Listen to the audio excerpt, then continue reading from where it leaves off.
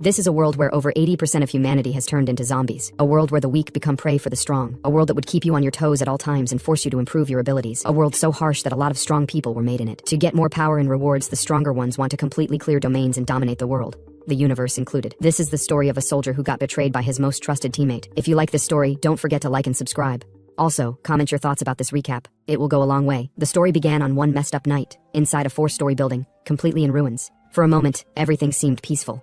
Until the door broke open. People were running at full speed to save themselves while being chased by eerie zombies. The leader of the group worriedly told those behind to hurry up and close the door. They struggled to close it, but the aggressive zombies had already caught up. The men were in a panic. What should they do? There were already too many zombies. The leader looked around. He saw an iron pole. Before the zombies could get to his men, he threw the pole at one zombie, smashing its head. He immediately told his men to keep pushing them back with the pole. They did as instructed, working together.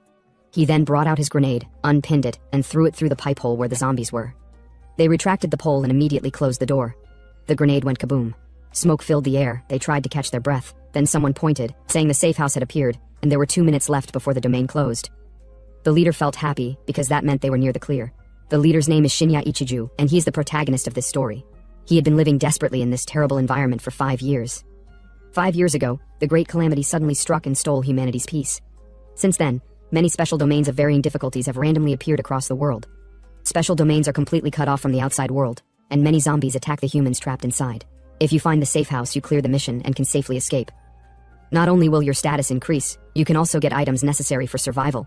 But those who can't reach the safe house within the specified time limit will become zombies. So, in just half a year, 80% of humans became zombies, and the world turned into hell. The humans who survived the special domains kept growing stronger, so a lot of strong people were made in such a harsh environment. To get more power and rewards, the stronger ones want to completely clear domains up to level 100. A grand slam. And today, for the first time, a level 100 domain appeared. And Shinya was on the verge of clearing it, along with 5 skilled teammates. Just a little more, and he could have cleared the highest domain. If they could reach the safe house, he'd be the first to achieve a grand slam. For this, he had bounced back from the brink of death countless times. Just a little more, and he would have made it. But then, to his surprise, he saw a zombie. Bigger, more ferocious. Kinda sexy though. Would definitely smash. He immediately shouted for everyone to get down. The zombie used its huge hand to smack the wall, but they dodged in time, unarmed. They never expected a gatekeeper to be guarding the safe house.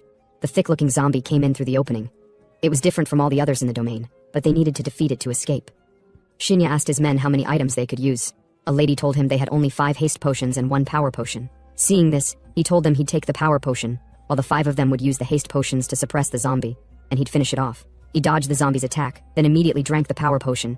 But he noticed it tasted different. The zombie struck at him ferociously, but he blocked it with all his strength. Then he got a message: "You have taken the weakness potion. All stats will drop by 50% for 20 seconds. He was shocked. As he struggled, he looked at his teammates, wondering what kind of potion they gave him. One of the teammates grinned, saying, "It's our time now." They drank the advanced haste potion, boosting agility by 100% for 20 seconds, and ran toward the safe house. As Shinya struggled to block the zombies' attacks, he asked them, "Why did you give me a weakness potion? Was it some kind of mistake or what?" The guy told him, "It's not a mistake. We made it just for you." There was no chance of winning without items, but the clear was almost in sight. So in other words, if he could just hold the zombie back, they could escape safely. Also, if he died in the domain, their share of the reward would increase. He then thanked Shinya for being their stepping stone. Now, they would become the strongest in humanity. Shinya had no strength left to fight. He never expected they had planned against him from the very beginning. Now 10 seconds left until the safe house closed. The guy, as he was about to enter the gate, turned and told Shinya not to worry. He'd tell the world Shinya bravely fell for his comrades.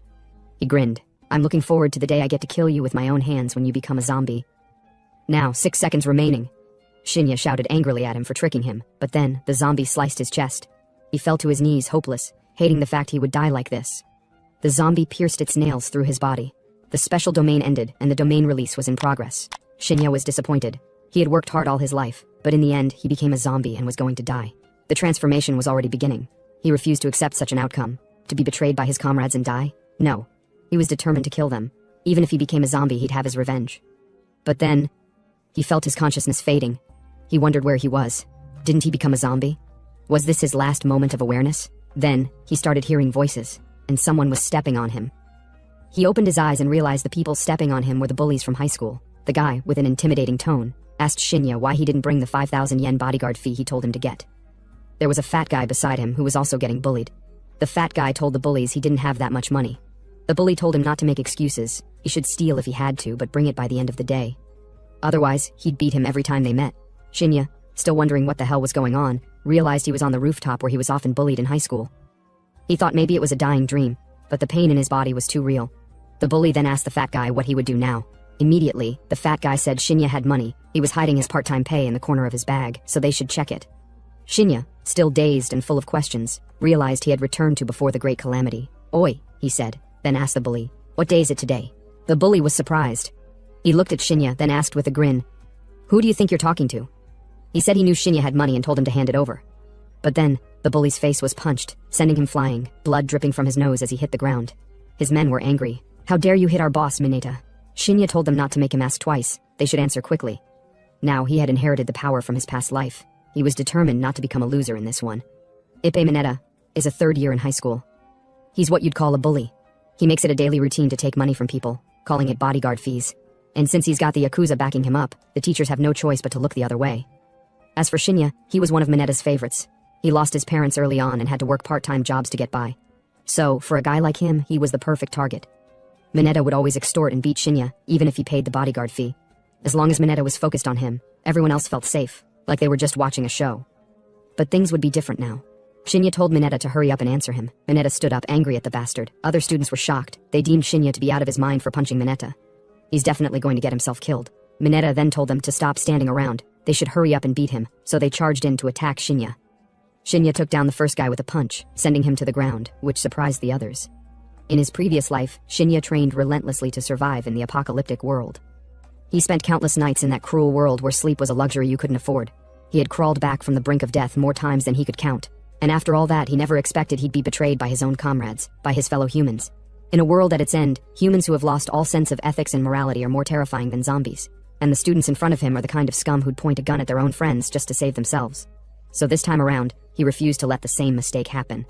He took them down, one after another, dodged their punches and knocked them unconscious, either with a punch to the face or to the neck. Mineta was shocked. He wondered what the hell was going on. Shinya took them both down in an instant. He wondered if Shinya was really the same weakling he knew. Now, for all the crap those lowlifes got away with in the apocalyptic world, Shinya decided to make them pay the price starting now. The fat guy was shocked. He questioned if Shinya had always been this strong. Mineta thought it was a fluke. Shinya probably just got lucky with some move he saw on the internet. So he charged out to take Shinya down for real. But he was shocked as Shinya blocked his punch with just his left arm. He wondered, why is there not a single trace of fear in Shinya's eyes? In fact, it was the opposite. He could feel the overwhelming bloodlust. He was getting scared. Shinya grabbed his head and smashed it with his knee. Blood pumped out from his nose, the nose definitely broken, and he fell to the ground. The students couldn't believe their eyes. Shinya took down Mineta and his crew. They wondered if he's still the same kid that got bullied for 3 years. But what they're more worried about is Shinya's revenge against them, since they also took part in bullying him. Shinya deemed the situation strange. It seems like he hasn't completely inherited the powers from his past life. Besides, the guy passed out before he could tell him what day it is. He looked around, and the others were nowhere to be found. But then, as the fat guy was about to sneak away, he froze as Shinya called him. He asked him where he was going off to in such a hurry. The guy stuttered and replied, "To the class." Shinya told him, "Not so fast, there's one more thing I need from you." Sometime later in the class, the fat guy was sitting beside him, face bruised. Shinya realized today is April 20th, 2024, and the special domains start appearing on May 25th. That means he has about a month until the end. First, he checked his current power. After testing it out, it looks like he has only inherited about 30% of his power from his past life. Even so, at this stage, there's no way he'll lose to a normal person. Next up, he thought about survival supplies, which are extremely important. He took a pause as he thought of something. He then called out his inventory. He was surprised to see he brought his inventory with him too, but it was level 50 in his past life, and now it's back to level 1. In the early days of the apocalypse, all over the world, dungeons started appearing one after another. The pillars of society crumbled, and with nothing left to protect them, humanity was plunged into the depths of despair. Simply staying alive became the greatest challenge for humankind, and in a lawless world, conflict erupted over resources. Driven by desperation and self-preservation, people would harm others without a second thought to get what they needed. Since the dungeons appeared randomly, it was impossible to store supplies in any one place. That's why every human was given a level 1 inventory. The only way to keep the supplies you gathered was to store them in your own inventory. You could put almost anything inside, and time would stop for it. But living creatures couldn't be stored there. Higher level inventories could hold more supplies, which directly increased your chances of survival. In Shinya's past life, he worked desperately to expand his inventory until it was as big as a basketball court. Even though it's back down to level 1 now, for the new him, it's more than enough to start with. Anyway, his goal for now is to expand his inventory and secure plenty of supplies. But to expand his inventory, he needs money. He has to gather a massive amount of it. With the power he inherited from his past life and all the experience he gained, his inventory being unlocked earlier than it should have been, plus all the information he possesses. With all that, he can grow at an astonishing speed. And finally, for those guys who betrayed him, he will have his revenge, since he's not the same weakling he used to be. Sometime later, another scene. Somewhere unknown. A man who was being tied down had his head smashed with a bat by someone and fainted. The guy told his boss that it looked like he had passed out, but the boss told him to throw some water on him and wake him up. They're not done. Then, another guy came in, Mineta. He said it looked like Mineta got into some trouble at school and couldn't collect the bodyguard fee. The guy was Mineta's boss, but before he could say anything, the boss punched his mouth clean. He almost fell, but the guy who came with him told him to come on. He should get on his feet. The boss asked if he really came back empty-handed. He's always useless when it counts and always pissing him off. He then took the bat from the guy, and as he was about to beat the shit out of Mineta, Mineta panicked and told him to please wait. His whole crew was taken out by one guy.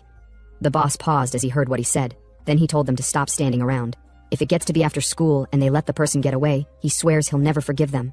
He then told his boys to take some men and bring the kid to him. Now, in class, Shinya was expecting them to come to him. Since he beat Mineta, there would surely be retaliation. He knew their boss to be Toshiki Hatano. According to Shinya's memory, he's the one backing Mineta. Hatano was a former pro baseball player, a slugger who hit a ton of home runs with his incredible swing speed, but he had a violent temper and repeatedly assaulted teammates who made errors, so he came to be known as a tyrant. In the end, he punched a teammate and was released from his contract. And so, with his baseball career over, he became a man of the underworld. As Shinya was heading home, the fat kid ran down the stairs to meet him. He told Shinya to wait and asked where he was going. Shinya told him class was over, so obviously he was going home. So what did he want? The fatty worriedly told him Mineta's friends were definitely waiting for him at the school gate. They're going to kill him. Shinya told him it doesn't matter. All the students paused in fear, wondering who those guys at the gate were. They saw Mineta with them, and one of them asked why he was beat up. Someone replied, saying he got his butt kicked on the roof today, so he must have brought his friends for revenge. Mineta looked around, then pointed at Shinya, saying he's the one. The fatty asked what they would do now. They already spotted them. Should they run back inside the school? Shinya was speechless, then told the fatty he'd be leaving if he didn't need anything. The fatty, shocked, told him to stop saying shit. The guys with Mineta aren't softies. Shinya said to himself that in just 1 month, the special domains would appear, and hordes of zombies would emerge. There's too much he has to prepare before then. The guys with bats in their hands told Shinya to come over for a second and shouted at the other students to get lost. One placed his hand on Shinya's shoulder, then said to him that if he didn't want to be humiliated in front of the crowd, he'd have to come with them. Shinya looked at him, thinking to himself that he won't be able to handle everything alone from now on, but he can make use of the forces backing Mineta. Shinya then followed them into the car. One of the students in the background said Shinya is done for. Of all people to pick a fight with, he chose Mineta. He'll definitely be dead by tomorrow. Minutes later, they took Shinya to their boss. They told their boss they brought him. He came quietly without trying to run. Shinya stepped forward. His plan was already set in motion the moment he punched Mineta. He looked Hatano in the eyes, thinking to himself that if you get careless thinking you're the hunter, you're going to get taken down. Hatano told him he seemed pretty calm. With a smile, Mineta told Shinya to stop pretending to be cool. He's definitely terrified. He then told Shinya he'd teach him what happens when someone makes an enemy of them. If he wants forgiveness, maybe they'll consider it if he gets on his knees and begs. He's not leaving until he does. The other guy crossed his arm around Shinya's shoulder and asked him if he had any idea who he just picked a fight with. He'd better be ready to cough up at least 1,000,000 yen. But then, Shinya punched his face. Furious, the other guy came charging with his bat. Shinya dodged the swing and kicked the guy in the stomach, sending him flying.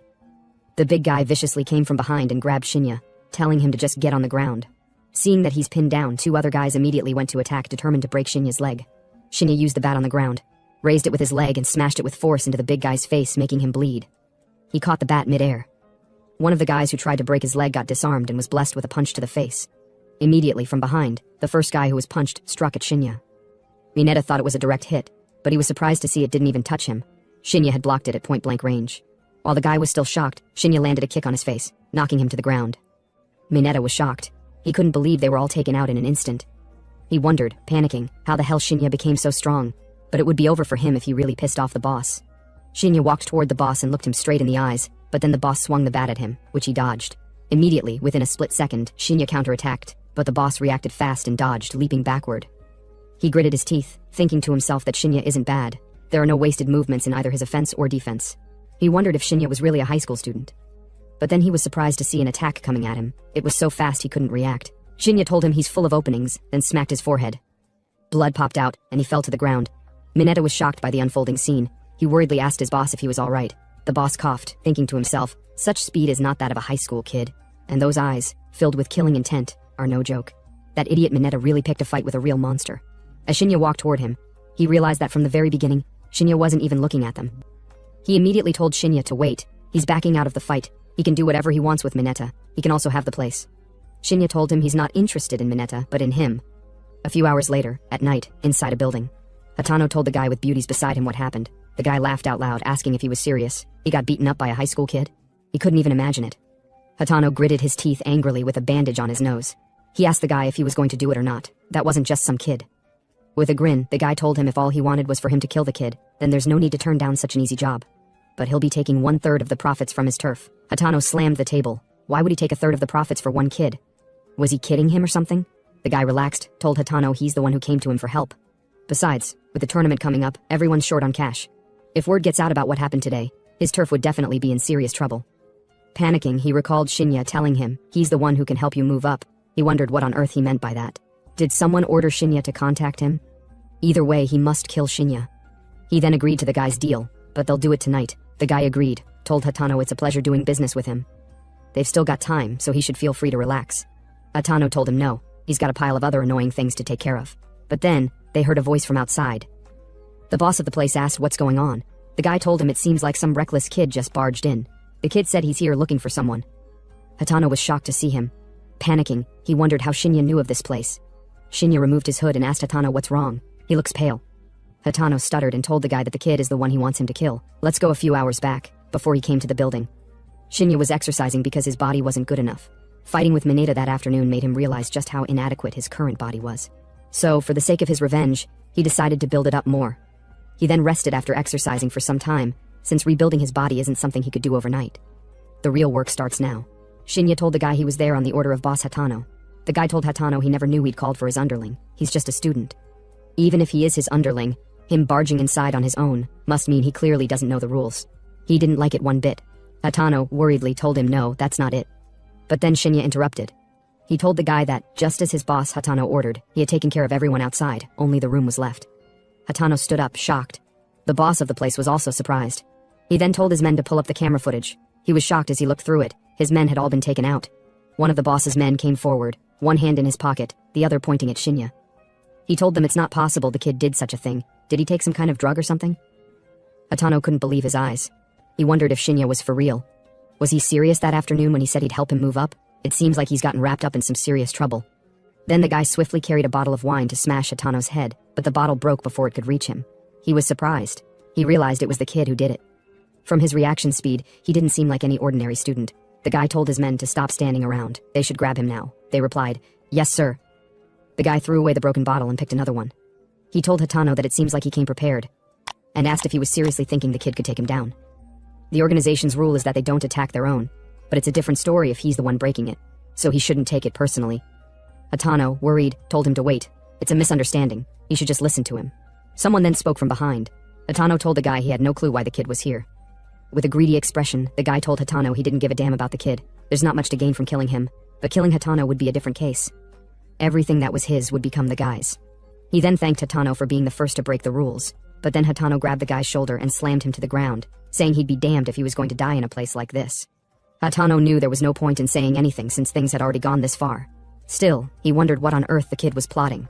The men charged at Shinya to take him down, but Shinya immediately used another guy's face to block a punch, then cleared the guy, his legs from the ground, threw him with his left hand at another guy midair, then punched them straight into the ground. The boss was shocked. Shinya took his men down in an instant. There was actually no wasted movement. He wondered, who the hell is this kid? More men from the bar came charging at him to take him down. They threw punches, but Shinya dodged and struck the first guy in the throat. Then came a punch, followed by a kick to his left ear. The men immediately pinned Shinya down for their teammate to knock him out. But Shinya used the unconscious guy on the ground to offset the attacker's balance, causing one of them to mistakenly hit his own teammate. The body collapsed. Shinya then freed himself and forcefully smashed the big guy's leg, making him scream in pain. He immediately used his elbow to knock him down. Swiftly, he took them down one after the other before they could react.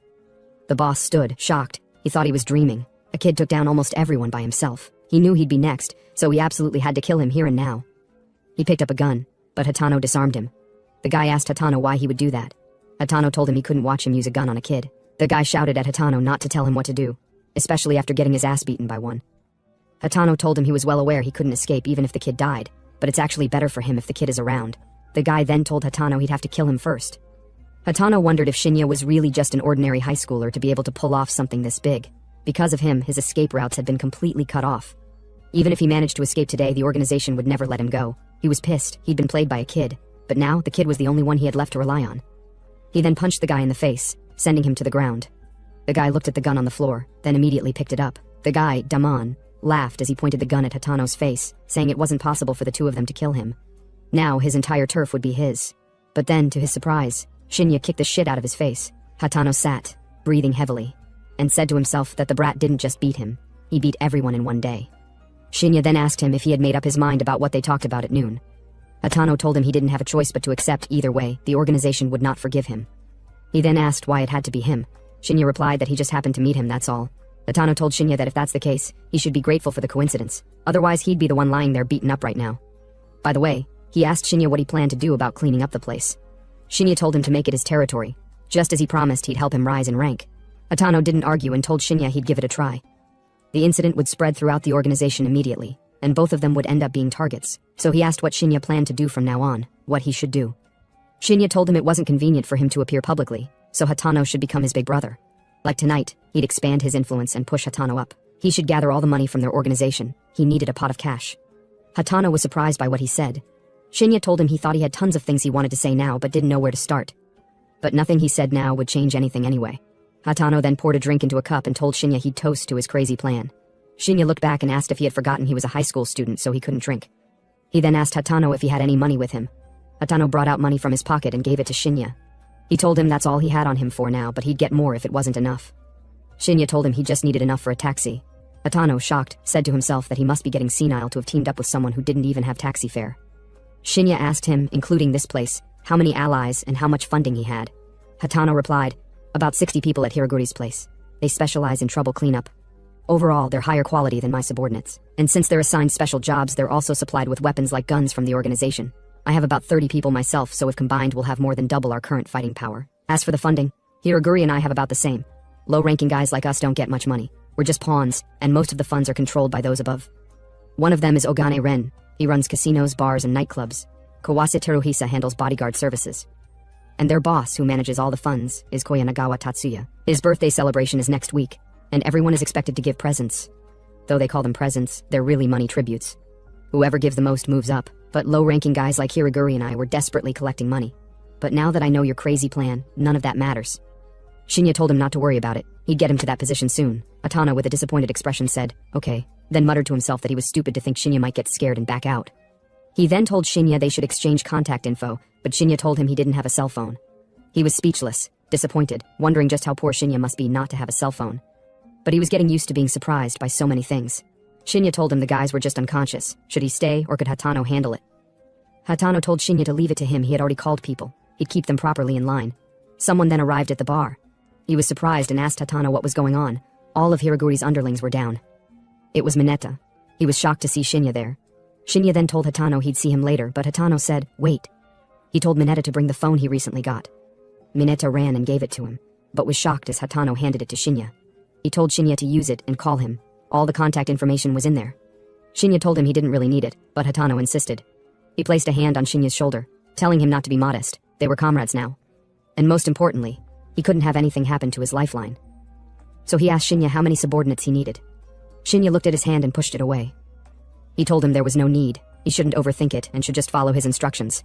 Hatano was left speechless. As Shinya left, he asked Mineta if Shinya was really his classmate. Mineta replied yes, but until now he had just been a wimp. Hatano told him to stop talking nonsense. Could a mere wimp take down all of Hiraguri's men by himself? Mineta couldn't believe it. He was shocked. Hatano looked at his hand. He had felt killing intent from Shinya earlier. He realized Shinya was still quite wary. They weren't completely trusted yet. He then received a message from Shinya. It said to get proper rest during the day. They were going to the casino tomorrow night. Sometime later, as Shinya was walking, he recalled Hatano saying the word comrade. But he deemed himself not to need comrades. He had only one goal, and that was revenge. He then saw a billboard video of someone. He recognized the person. The guy was Ijuin Nozomi. His father was the president of a company in the world's top 10. In Shinya's previous life, right after the Great Catastrophe, they were the first to analyze survival rules. Using subordinates to gather materials, they upgraded their inventories. The entire group prepared massive inventories and hoarded large quantities of supplies. In the apocalyptic world where social order collapsed and rules were lost, their actions became increasingly extreme. With world-class talent and management capabilities, they remained beings who stood above ordinary people, even in that world. Even though Shinya had been reborn, in his current state he couldn't even make contact with them, let alone get revenge. So he needed massive amounts of money, not just for revenge, but for great catastrophe countermeasures. He couldn't just think about himself. He decided to find opposing forces and weaken their power before the catastrophe. He was determined to return tenfold the pain Nozomi gave him. Shinya stood in front of the bus without getting in. A lady told him to get in. She was in a hurry. He apologized. She told him if he wasn't getting on, he should move aside. Shinya panicked. The lady now looked like a zombie. His eyes glowed red, and he stepped back in panic. He worriedly wondered why there was a zombie now. The great catastrophe hadn't happened yet.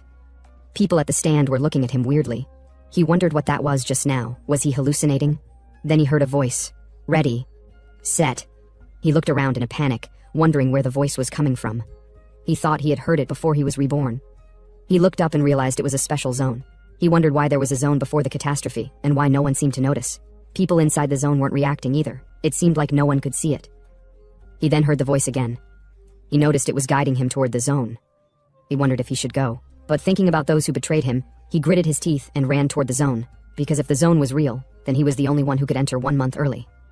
Items obtained within the zone were things that couldn't be acquired in the real world, and he could expand his inventory in preparation for the apocalypse. If that was the case, he had no choice but to go, even if it meant taking a risk. He then entered the special zone, level 1. Shinya entered the zone. The portal then disappeared.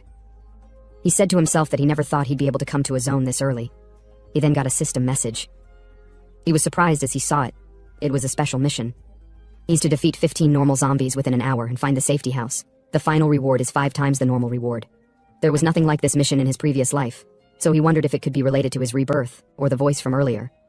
Either way, it's definitely an advantageous situation for him. What he should be thinking now is how to clear the mission. When he first entered the zone in his previous life, just finding the safety house was difficult. This time the quota is 15 normal zombies and 1 mutant zombie, so he decided to prepare properly. When entering a zone, you're first transported to a relatively safe location. Basic survival items can be obtained there, but those are all fundamental items. Anything beyond that must be gathered within the zone. So he decided to take everything for now and put it in his inventory. If he doesn't use them, he can save them for next time. However, the most important things aren't survival items, but magic ore and crystal stones obtained at the safety house. Magic ore can be combined with money to expand inventory. Magic ore quality is divided into 4 ranks. The higher the zone level, the higher the probability of obtaining high-quality magic ore. Higher quality magic ore is more effective for inventory expansion. Also, the special elements contained in crystal stones, through late apocalypse development, are used as materials for various potions. They're indispensable for humanity's survival within zones. In other words, both can be said to be talismans for surviving the apocalyptic world. Once he leaves the safe location, the real challenge begins. If the zone's appearance isn't coincidental, he can get a month's worth of resources ahead of time. Stepped outside. He looked around. Once you pass the starting point, you can never return. The mission required 3 things, and the most important element among them is time. Though he has inherited his previous life's power, he can't be optimistic with his body's strength. Even though it's a beginner zone, 16 bodies, including a mutant, is pretty tough. For now, if he grasps the safety house's location, he can't escape. He deemed the mission difficult, and the zone's atmosphere seemed somehow different from his previous life. Suddenly, a zombie broke through glass, but he was fast enough to react. It was a close call. He would have been done for if he had stepped forward one more step. Though it's a beginner-level zombie, even so, its power and speed far exceed humanity's. Once bitten, you have to escape to the safe house for treatment or you'll become a zombie. From Shinya's current perspective, it's a formidable enemy. He dodged the zombie's first strike. Once they lock onto prey, they keep attacking. You can't stop their movements with ordinary methods, but they have one weakness, which is their head. He then chopped it off. Instant kill. He got a message that he had defeated 1 zombie. He had 56 minutes left. He continued walking forward, saying to himself that safety houses are relatively easy to find. They should be in the direction opposite to the starting point. So he decided to move in the opposite direction for now. Since he's the only one in the zone, he can't afford even the slightest mistake. He needs to conserve energy by not fighting multiple zombies at once, and save strength for the final mutant zombie. He took a pause. He looked closely and was shocked to see a mutant zombie. The zombie's name is Gashin, rank 10. Its arms are enhanced and it possesses superior power. The zombie then charged at him. Still shocked, he wondered why a mutant zombie was appearing so early in the game. He blocked the mutant's punch with his hands crossed. The force pushed him to the wall. He was surprised at its incredible power. Gashin is an extremely violent zombie. Once caught, you'll be crushed to death. In the early apocalypse of his previous life, quite a few humans were killed by it. The mutant struck again. Shinya dodged it. Though he was having quite a difficult time, there's almost no chance of him winning in a head-on fight. The terrain is also bad, so he decided to change location, since their power is several levels above his. In his previous life, it was violent, and its attack patterns were no different from normal zombies. If he can use that characteristic to lure it to advantageous terrain, then he can win. He paused. Now he's surrounded. Zombies at his front and the mutant behind chasing after him. He refused to die in such a place, so he charged and attacked the low-level zombies. He refused to let the humiliation and the betrayal he received in his previous life just go like that. He'll survive no matter what. The mutant then furiously used its hand and smashed at him, but Shinya was fast enough to dodge, and the force shattered the ground. The mutant looked around for Shinya, but Shinya was above it. He then went in to attack it, determined to kill it and escape the zone. But the mutant reacted quickly, and blocked the strike with his hand. Shinya immediately leaped backward. He never expected the mutant to react so quickly. Now he had missed his chance to defeat it, and he was only able to deal minor damage to its hand. He knew that with his current power, even attacking its enhanced arms wouldn't deal much damage. He stood up. The situation was now tougher than he thought. But then he saw something below him. It was the safety house. He never expected it to be on the first floor. He decided to get closer to it just in case, but then the mutant came charging at him. It punched at Shinya, but ended up falling since Shinya was fast enough to dodge. He stood, looking weak, wondering if the zombie had fallen to its death. But the persistent bastard came climbing back up. While running away, he came across 3 zombies. They charged at him. He grabbed one of the zombies' hands and pushed it into the other 2, down into a net. They tried turning around to attack, but Shinya pushed them together with his leg. He then used his axe and chopped off all 3 of their heads. The mutant then appeared and threw a heavy log at Shinya, slamming it into the iron gate. It looked around but couldn't see Shinya anywhere, so it became furious. Shinya hid behind a car, treating himself. The only useful things he was able to get from the beginning safety room were a bandage and an axe, and they aren't items that can help him complete the mission. So he can't afford any mistakes. This is both the starting point of his revenge and the most important step. He put the first aid box in his inventory and decided to head to the safety house for now. He should get as far away from the mutant as possible. But then he realized he had been spotted, as the mutant was wrecking the car he was hiding in. Realizing the place was dangerous, he decided to take a gamble. As the mutant was trying to squeeze the car, Shinya jumped out the window. Now he decided to aim for the wound he had inflicted earlier. He then cut the hand in 2 and immediately retreated. For now, he had no choice but to chip away at the mutant's combat power bit by bit, but his axe wouldn't last much longer. The mutant screamed in pain, then furiously charged at Shinya. When mutant zombies are on the brink of death, they enter a rampage state. Their aggressiveness doubles, but now the mutant could only use one arm. But then, as Shinya tried to attack, the blow didn't go deep enough. Now his defense was open. The mutant then pushed him with its big leg down to the ground and immediately stepped on his hand. Shinya screamed in pain. He was surprised that the strike didn't even make the mutant flinch. Just a little more, and he would have succeeded, but now he couldn't move his hand. The zombie then brought its teeth forward to eat him. Shinya panicked. If he were to get bitten, he'd become a zombie, and it would be no different from his previous life. He wondered where he went wrong, why he was going through the same tragedy again. He tried so desperately to live, and yet he was about to die again. But then, he heard a voice. The same voice from earlier. At first he couldn't hear it clearly, but now it was becoming clearer. The voice told him to get his revenge. At the same time, his cells began to undergo some changes. Suddenly, Shinya noticed something. His injured arm was healing on its own. He clenched the axe tighter, ready to fight, but the zombie had already lunged at him. Bang. The attack came fast, but Shinya dodged, leaping out of range. He caught his balance, confused. He'd been infected by the zombie virus, so why wasn't he turning? And his wounds? Completely gone. No way. Was this connected to that voice in his head? It wasn't just any voice. It was familiar, deep, distorted, but familiar. Then it hit him. He remembered. That voice, it belonged to Tail. The level 100 zombie he encountered in his past life. Back then, he was too focused on surviving. He didn't realize what happened after his defeat. But now, everything made sense. The domain collapsed, and somehow both he and Tail ended up in the real world. And if his guess was right, Tail didn't just follow him. She fused with him. That explained everything, the immunity, the regeneration, the zombie-like powers. She was inside him now. Shinya frowned. If he had her power, was he still human? Before he could answer that, the zombie in front of him struck. Its kick sent him flying, but he didn't fall. He stood his ground, strong, unshaken.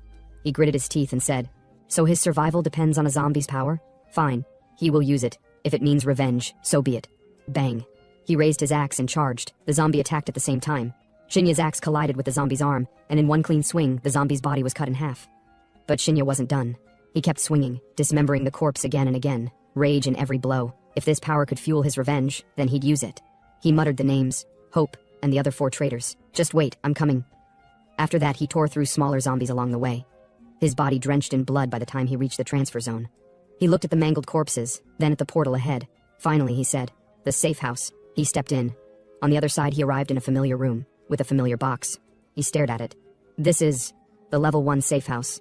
He opened the box. Inside, magic stones. "Beginner magic stones," he said. 5 of them, The rewards were 5 times higher than usual. The domain had appeared earlier than expected, but it seemed he could still use items like in his past life. He summoned his inventory, still level 1. He guessed 5 stones should be enough to push it to level 3. He activated the inventory, consumed the stones, and leveled up. The system notified him that 5 new slots were added. Without wasting time, Shinya exited the domain. Outside, he felt stronger, physically and mentally. As expected, magic stones worked, and not just the loot. The stat bonuses from the domain were also 5 times as much. But there was one more thing he had to test. He pulled out a zombified magic stone. This crystal, it contains the virus, he said. If processed, it could be used for potions. Some heal, some kill. Shinya didn't know much about the crystal yet, but he was sure of one thing. If handled carelessly, it could turn humans into zombies. So for now, he decided to take things slow. Just then, a voice interrupted his thoughts. "Let me go, you perverts!" someone yelled. Shinya turned and saw a drunk man harassing a girl in an alley. The man kept pestering her, telling her to go have fun with him. The girl shouted back, telling him not to touch her. The man didn't stop. He smirked, asking if she was really in such a hurry to go home. Watching this unfold, Shinya glanced down at the crystal in his hand, and an idea struck him. A wicked grin spread across his face. Looked like he just found his test subject. As the drunk kept harassing the girl, Shinya casually walked past and brushed against him. Just a nudge, nothing more. The drunk turned and yelled, "Hey, watch it!" But Shinya didn't reply. He just gave a quiet smile and walked off. Yeah, he definitely did something. He didn't say it, but that crystal? It was no longer in his pocket. Meanwhile, the girl used the moment to escape and ran off. The drunk, now alone, sighed and grumbled about drinking more, heading home while finishing off the last of his booze. Next day. Same alley. Scene blocked off. Police tape stretched across the entrance. Officers pushing civilians back, telling them not to tamper with the scene. One civilian asked what happened. Another replied, they weren't sure, but apparently someone died, and the body? Not normal. A patrol car rolled in. A man stepped out, Mr. Kurozono, forensic doctor. He sighed and walked toward the scene. First thing in the morning, huh? What's the situation? One officer told him they'd been waiting. This one was strange. They hadn't seen anything like it. Mr. Kurozono told them to show him the body. And there it was, slumped by a trash pile. Face swollen, skin purple, body bloated like a corpse dunked in poison. They didn't recognize the man, but we did. Yeah, it was the drunk from the night before. Kurozono scanned the body and sniffed the air. Alcohol poisoning, he concluded. Tag it as an accident. The officer nodded. We'll process it right away. But his assistant wasn't convinced. She walked closer, gloves on, and examined one of the boils on the man's face. She pressed it, burst, blood sprayed out. She touched the liquid, studying the texture. Something's off, she said under her breath. Mr. Kurozono, already turning away, told her they were done here. She hesitated but obeyed, still staring at her blood-stained glove. Shouldn't we test a sample first? She asked, but he snapped. I said it's over. Still, she pushed. This isn't normal blood. We should investigate properly. That did it. He glared at her and reminded her she was still a trainee. Studied abroad or not, she was to follow orders and stop meddling. If she wanted a decent graduation review, she'd keep her head down. Then he walked through the barricade and toward his car. She followed, still trying to explain. There's witness testimony. They said the man had a minor altercation with a student last night. She didn't know it, but that student was standing right next to her. Yeah, Shinya. He was watching silently, listening to every word. And in his mind he grinned. Mission complete. He just wanted to confirm if the zombie virus could really turn a human. Now he had his answer. From the way things looked, the results were in. Shinya thought to himself, there'd be no large-scale zombie transformation before the apocalypse officially began. And more importantly, he had to bring that girl into his group. Because he recognized her. That wasn't just some trainee yelling at Mr. Kurozono. That was Natsume, the genius pharmacist from his previous life. Back then, she was unmatched in potion development. She used domain crystals to create miracle concoctions that could suppress the zombie virus's side effects. Even the top-ranked fighters depended on her. All thanks to her relentless curiosity.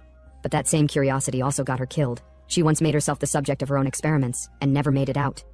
Now Shinya had another chance. If he could recruit Natsume and get her working on potions for him, his combat power, in both reality and the domain, would skyrocket. Meanwhile, Natsume wasn't letting Mr. Kurozono off easy. She kept yelling even as he got into his car. But Kurozono still refused to continue the investigation. Natsume frowned, clearly irritated, and questioned his arrogant attitude. If he wasn't going to help, then fine. She'd handle the investigation on her own. Just then, a voice cut through the tension, greeting her casually. It was him, our guy. He stepped forward and introduced himself. Said he was the student she was looking for, then asked if they could talk somewhere more private. Sometime later, the scene shifted. Inside an old building Shinya had rented, Hanato was lighting a cigarette. Just as he exhaled, Mineta walked in and asked why he was rushing to clean a place like this. Hanato sighed, no clue. Shinya just called him earlier and told him to come here, so here he was. Just then, the elevator dinged. The doors slid open, and Shinya walked in with Natsume beside him. Shinya asked Hanato if the work was progressing. Hanato said everything was set up, though he had no idea how Shinya even knew about an unused lab this size tucked inside this building. Mineta was stunned and speechless as Natsume passed him. He wondered who the hell is she? She's so beautiful. But that aside, she went ahead to check out the lab. Natsume's jaw dropped. She stared around in awe. A lab this big? Here? Hanato explained that the cleaning was done, but the machines would need testing. He didn't know if they even worked. Shinya, on the other hand, recognized the place. In his last life, after the apocalypse, this very lab became Natsume's headquarters. Out loud, he told Hanato to step outside with Mineta. He wanted to speak with Natsume alone. As they walked out, Hanato muttered to himself. Who was this woman anyway? For Shinya to prepare an entire lab just for her? He couldn't wrap his head around it. Was this some kind of ultra-nerdy seduction tactic? Back inside, Natsume was already exploring the machines, wide-eyed and clearly impressed. But Shinya cut in. They needed to talk about the real reason she was here. She agreed and asked what this was about. He explained that the man who died in the alley, the one from the previous day, died because of this. As he showed her the crystal on his hand, Natsume's curiosity flared up instantly. She reached out, wanting to examine it immediately, but Shinya warned her not to touch it with bare hands. She nodded but declared she'd investigate the crystal's structure at any cost. Then she paused. She looked at him and asked, Why? Why bring her here? Why tell her any of this? Shinya smirked. As expected, she caught on quick. He admitted he needed her help analyzing the stone. He placed the crystal in a small dish and handed it to her. She picked it up carefully, still stunned, and asked again, Why her? She said she was still a trainee, far from being a master of anything. But Shinya already knew the backstory. Natsume wasn't just some trainee intern. She had studied abroad since middle school, majoring in forensic medicine. She'd racked up awards, praised as a prodigy in her field, and now she was back in Japan, working quietly as a forensic intern. Shinya had fought alongside her in his previous life. He knew exactly what she was capable of. That's why he brought her in. Natsume, noticing how much he knew, pointed it out. If he knew all this, then clearly he hadn't come without a purpose. Shinya confirmed that. She asked what exactly he expected her to do. He replied that everything from this point forward, everything he was about to tell her, was confidential. But before he continued, he needed to confirm one thing. Was she willing to join them? If she agreed, the lab was hers. Unlimited crystal stones, full funding, complete freedom to research. But if she refused, the conversation would end here. Natsume didn't say a word. She simply pulled out a chair, sat down, and began examining the crystal under a microscope. That was her answer. A moment later, she gasped. Just as expected, the crystal wasn't normal. It carried a virus that caused death and sped up decomposition, but unlike ordinary death, the infected body could move unconsciously.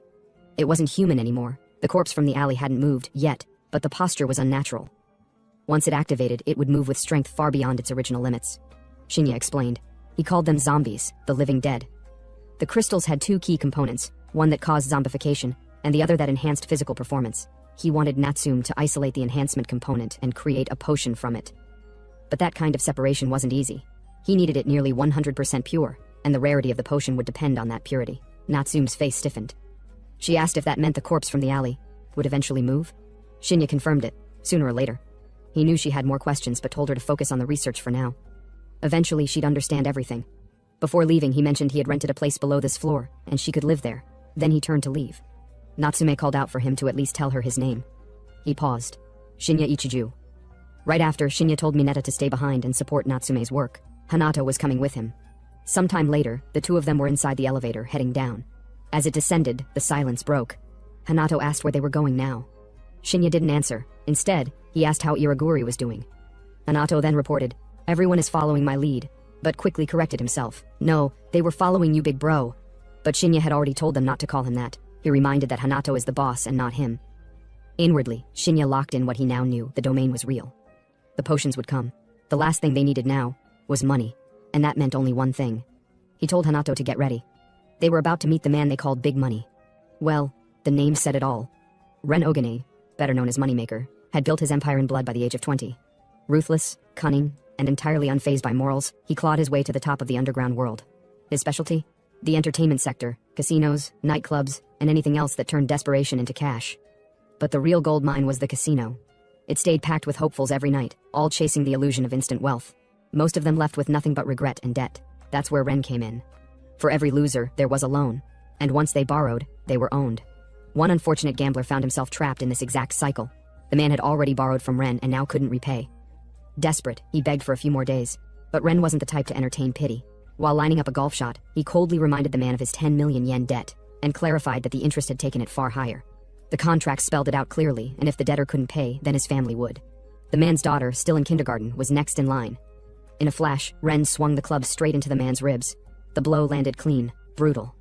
The body hit the ground with a thud. and with zero hesitation, Ren handed the club to one of his enforcers, ordering them to slice off a pinky and deliver it to the man's family along with a new demand, 16 million yen, or a hostage. This was business as usual for Ren Ogain.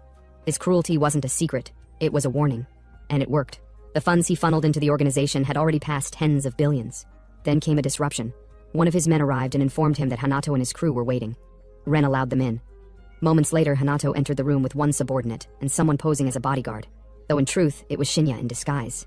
One of Ren's guards made a move to block their path, but Hanato shut that down fast. Ren gestured for his men to stand down. Hanato scanned the room and spotted the earlier victim being dragged away. With dry sarcasm, he commented on Ren's methods, but Ren didn't take the bait. Instead, he asked why they were here, noting he'd already heard the rumors about Iriguri's domain being real. Hanato responded with an excuse, something about the boss's birthday and planning a celebration, but Ren wasn't amused. He made it clear he didn't entertain low-value deals. If they wanted his cooperation, he wanted both Hanato's domain and Iriguri's. That didn't sit well. Hanato fired back, calling the demand absurd. Giving up the domain they risked their lives for? Not happening. But Ren had been waiting for this moment. He casually pointed out how foolish Hanato was to come here with only 3 men. He'd been after Hanato's domain for a long time, and now the prey had walked in on its own. That's when Hanato finally realized they were completely outnumbered. But this moment had already been anticipated. Back before they arrived, Shinya had briefed Hanato in full. Hanato had protested then too, yelling that they couldn't possibly walk into Ren's casino, a fortress guarded by over 100 men, with just 3 people. But Shinya was calm. They weren't trying to win by force. Instead, they'd reduce unnecessary casualties and buy time with diversions at the other entrances. Hanato just needed to act confident, like a boss, play the role, and make Ren dance. And now, back in the present, the pieces were finally in motion. With no other choice, Hanato acted. He snatched a pencil from a nearby can and lunged toward Mr. Ren. At the same time, he barked an order to his 2 men. Take down this pathetic old man. But before any strike could land, Ren's right-hand man intervened. The attack was blocked clean. Then came Shinya. He moved in from behind, silently taking the pencil from Hanato's hand, attempting a surprise strike. But once again, Ren's right-hand man reacted instantly, blocking it with barely a shift. The heavy silence snapped. Ren's man yelled at the guards, ordering them to eliminate Hanato's crew. The guards didn't hesitate. But before they could even move, Shinya countered first, slamming his fist into one of them, sending him flying backward. The next attacker stepped forward, cursing Shinya, but was cut off mid-charge. Hanato's second man intercepted him, fists clenched, claiming this fight as his own. Clearly, he'd been itching for it. Everything escalated in a flash. Hanato barely had time to follow the chaos before sensing a deadly presence near him. In that same moment, Shinya yanked him away from danger. Ren's right-hand man had gone in for a golf club swing. Hanato exhaled, thanking him. Shinya told him to stay alert and leave the rest to him. This opponent? He'd handle it alone. Hanato nodded, but warned him. This guy was no regular thug. He was Ren Ogain's most trusted weapon, the reason their casino empire felt untouchable. As if on cue, the man shrugged off his jacket, tightened his grip on the club, and lunged at Shinya. His first strike was wide and violent, but missed. Shinya twisted in the air, spotted the nearby golf rack, and snatched a club mid-dodge to even the field. What followed was a brutal exchange, metal clanging against metal, sparks flying. Shinya caught a strike to the cheek. It hurt, but not enough to slow him. He muttered to himself that this guy was slower than yesterday's enemy, meaning he had a real shot at winning. Meanwhile, Ren whispered sharply to his man, "End it fast." No loud scenes, they had paying customers nearby. But also, no mercy. Kill them all. The clash intensified. The giant swung again. Shinya dodged, pivoted midair, and drove a solid kick straight into his ribs. It landed, but didn't drop him. The man caught Shinya's leg, snarled something about tearing it off, but got cut off fast. Shinya's second leg crashed into his skull. The man flew, slammed to the ground. Shinya didn't give him a moment. He leapt, stomped the man's chest with full force, pinning him and knocking him out cold. Silence. Ren's smug expression cracked, his strongest man, down. He fumbled for his phone, calling for backup. He demanded to know why no one had arrived yet. A moment later, the side door burst open. Reinforcements stormed in. Ren's relief was short-lived. Only a fraction of his men had made it through. He snapped, furious. Where were the rest? One of the guards reported that every road leading to the casino had become mysteriously blocked. Traffic locked down across the city. Ren's rage turned to suspicion. He stared at Shinya. Was this all his doing? Shinya's answer was a smile, quiet, deadly. Ren tried to recover his pride. He barked at the remaining guards that they'd be rewarded. 2 million yen each to finish Hanato and his crew. That was enough to stir the mercs. They charged. But just a few minutes later, it was all over. Inside the casino, the mood had been calm, cards flipping, dice rolling, laughter over losses. That peace shattered when the main doors slammed open, and Ren Ogain's body came flying through them, skidding across the hall. Customers went silent. Whispers spread. Was that really Ren Ogain? The casino's owner? They looked to each other, wondering aloud. Was this a mutiny, a turf war? Moments later, Shinya walked in. Behind him, Hanato followed. He paused to scan the aftermath. Bodies on the floor, Ren unconscious, and the last of the guards knocked out cold. Hanato looked at Shinya, shocked. The guy had soloed Ren's elites without breaking a sweat. There was no doubt now. This man was fit to be their boss. Trying to salvage the scene, Hanato turned to the stunned crowd in the casino hall. Hanato raised his voice and tried calming the casino crowd. He told them not to worry. It was nothing serious, just a minor incident. Then he officially introduced himself. From that moment on, he'd be the new owner of this casino. Name? Hanato Toshiki. And to celebrate, he announced a giveaway, 10,000 chips to every customer. That line alone got the whole floor cheering. Nobody cared what happened to Ren Gain. Nobody even blinked at the takeover. Free chips trumped loyalty every time. But then, someone unexpected joined the scene. A voice cut through the celebration, casually calling Hanato's move impressive. Customers turned. They were shocked. The name of the one who had just spoken was Ijuin, a known, very important person and son of one of the country's financial giants. The entire room stiffened, except Hanato, who stayed composed. Hanato greeted Ijuin smoothly, claiming he didn't expect to see him here. Ijuin replied that he stopped by now and then to unwind. He said he saw the celebration from the VIP lounge and figured he'd come take a look, although the chaos was more than expected. He also mentioned that Ren Ogan was a friend of his. Hanato didn't flinch. He offered to become friends with Ijuin instead, but then he glanced at Shinya. Nothing, no nod, no approval. Shinya stood still, silent, didn't even acknowledge the moment. Hanato, awkwardly trying to maintain the act, tapped Shinya's shoulder and teased him about the attitude. But that was a mistake. Shinya turned, and his stare alone made Hanato freeze. There was a wave of pressure, like bloodlust radiating off him. Hanato yanked his hand back immediately. He didn't know why Shinya was like this, but the intensity shook him. Shinya ignored him and walked straight toward Ijuin. Ijuin, puzzled, asked if the student needed something, but Shinya didn't answer. He was deep in thought. Internally, he confirmed his suspicions. Ijuin had been involved from the beginning. Minagawa, Ishizaki, Rick, Eerie Man, and now Ijuin Kibo. 5 heirs of major corporations, all linked to the traps that crushed him in his previous life. In the past, they moved like ghosts, untouched by the apocalypse. Even when the world collapsed, they thrived by removing every obstacle. Now here they were again, the same people. Same power, same smug presence. They were his enemies then, and they were his enemies now. Nearby, Ren Ogain lay on the floor, barely conscious. He reached out toward Ijuin, begging for help, promising he'd pay anything. Ijuin started to respond, but before he could finish, blood sprayed. Shinya had brought down the golf club, killing Ren in a single strike. Ijuin flinched, stunned. Minagawa made a move, but Ijuin stopped him. He whispered that it wasn't worth it. Ijuin grabbed Shinya by the collar. Quietly, he told him that dealing with someone like him was easier than breakfast. If not for the crowd, Shinya wouldn't still be breathing. Ijuin pulled back, furious but silent. He muttered that this whole event was boring, then turned and stormed off. Before leaving, Shinya promised they'd meet again. Ijuin shot one last glare at Shinya and ordered Minagawa to dig up everything on that brat. Background, origin, everything. Minagawa simply nodded. Understood. Once they were gone, Hanato addressed the customers again, reminding them to enjoy themselves. The promised chips would be distributed soon. But Shinya was still brooding. He thought back to how close he was.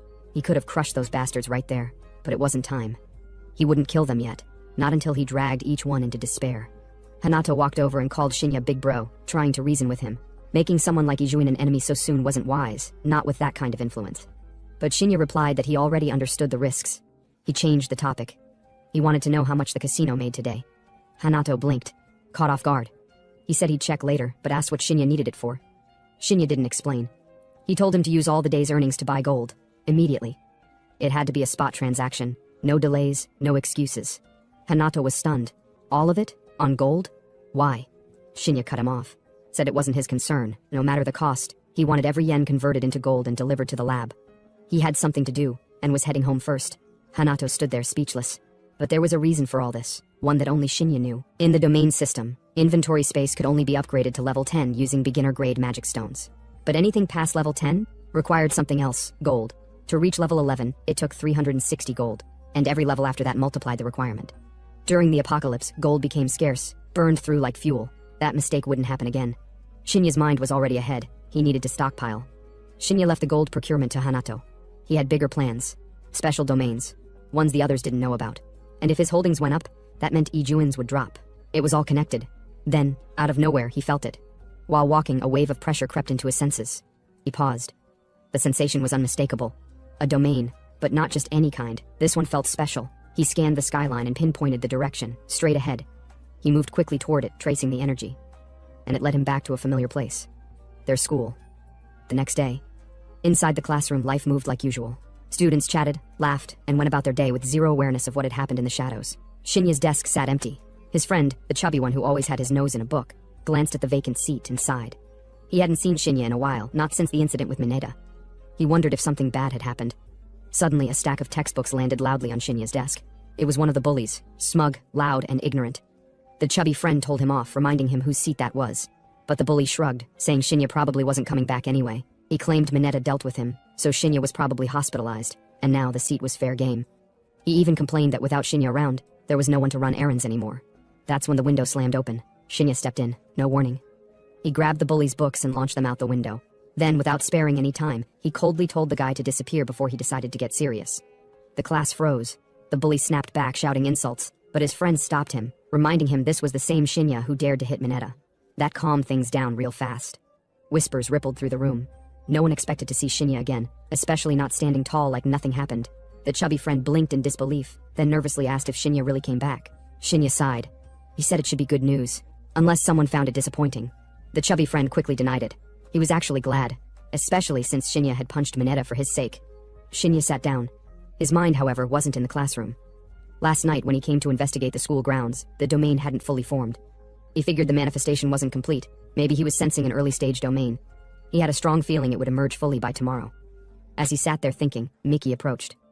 The school's idol, the class queen. She smiled, acting concerned. She told Shinya she saw him being taken away and said she was worried. Shinya didn't reply immediately. He looked at her, remembering everything. In his past life, Miki had him wrapped around her finger. She used her looks to manipulate every boy in class, turning them into loyal errand slaves. Including him. She was charming and cruel. This time, different outcome. With a dry expression, Miki mentioned how she didn't get her breakfast yesterday, the one Shinya usually bought her. She said she planned to get another today. But Shinya cut her off. He told her to buy it herself. Then, without blinking, he called her an eyesore. That hit deep. Miki's expression cracked for a moment. Inside, she fumed. How dare he speak to her like that? But before she could explode, the bullies jumped in. One of them slammed Shinya's desk and cursed him out for disrespecting Miki. The other shouted that Shinya should be thankful someone like her even talked to him. Miki faked concern, pretending to calm them down. She told them to stop, saying they were all classmates and friends. But that only made the bullies more fired up. They weren't going to let it go. One of them clenched his fist, ready to teach Shinya a lesson. Miki, watching silently, smiled on the inside. She figured this was justice. This is what he got for defying her. Shinya didn't even move. He sighed. He just wanted 5 minutes of peace. Getting jumped by guys like this, it was honestly pathetic.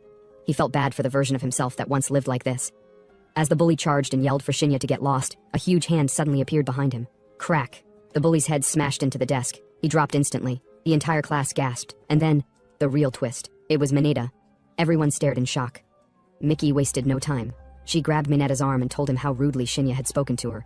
In her mind, it was perfect. Mineta must have come here for revenge anyway, right? So why not use that rage now? But her little scheme fell apart in seconds. Mineta calmly removed her hand from his arm. No hesitation, no words of comfort. Instead, he looked at her and told her to get lost. Not just that. He reminded her Shinya had already told her the same thing. And then came the twist that made the whole class gasp. He referred to Shinya as Big Bro. Silence followed. Students who had just seen Mineta dominate the room now watched, dumbfounded, as he treated Shinya with total deference. Whispers rippled. Did Mineta just call Shinya Big Bro? What the hell happened between those two? Without a hint of hesitation, Mineta turned to the bullies and Miki, ordering them to disappear. Fast. They didn't argue. Terrified, they nodded and fled like rats in daylight. Mineta then looked at the chubby friend and told him it was breakfast time, but the friend said he was already full. Mineta shrugged and told him to go buy his share instead. The friend obeyed instantly and ran off. Once they were alone, Mineta got to the point. He asked why Shinya's phone had been off all night. Natsume had been trying to reach him over and over, so Mineta came in person. Shinya, as usual, kept it simple. He forgot to charge the phone. Mineta leaned closer and whispered that Natsume had made a big discovery. She wanted to speak to him directly. That got Shinya's attention. He thought about the horn, the one they were working on. If she was calling it amazing, then there had to be real progress.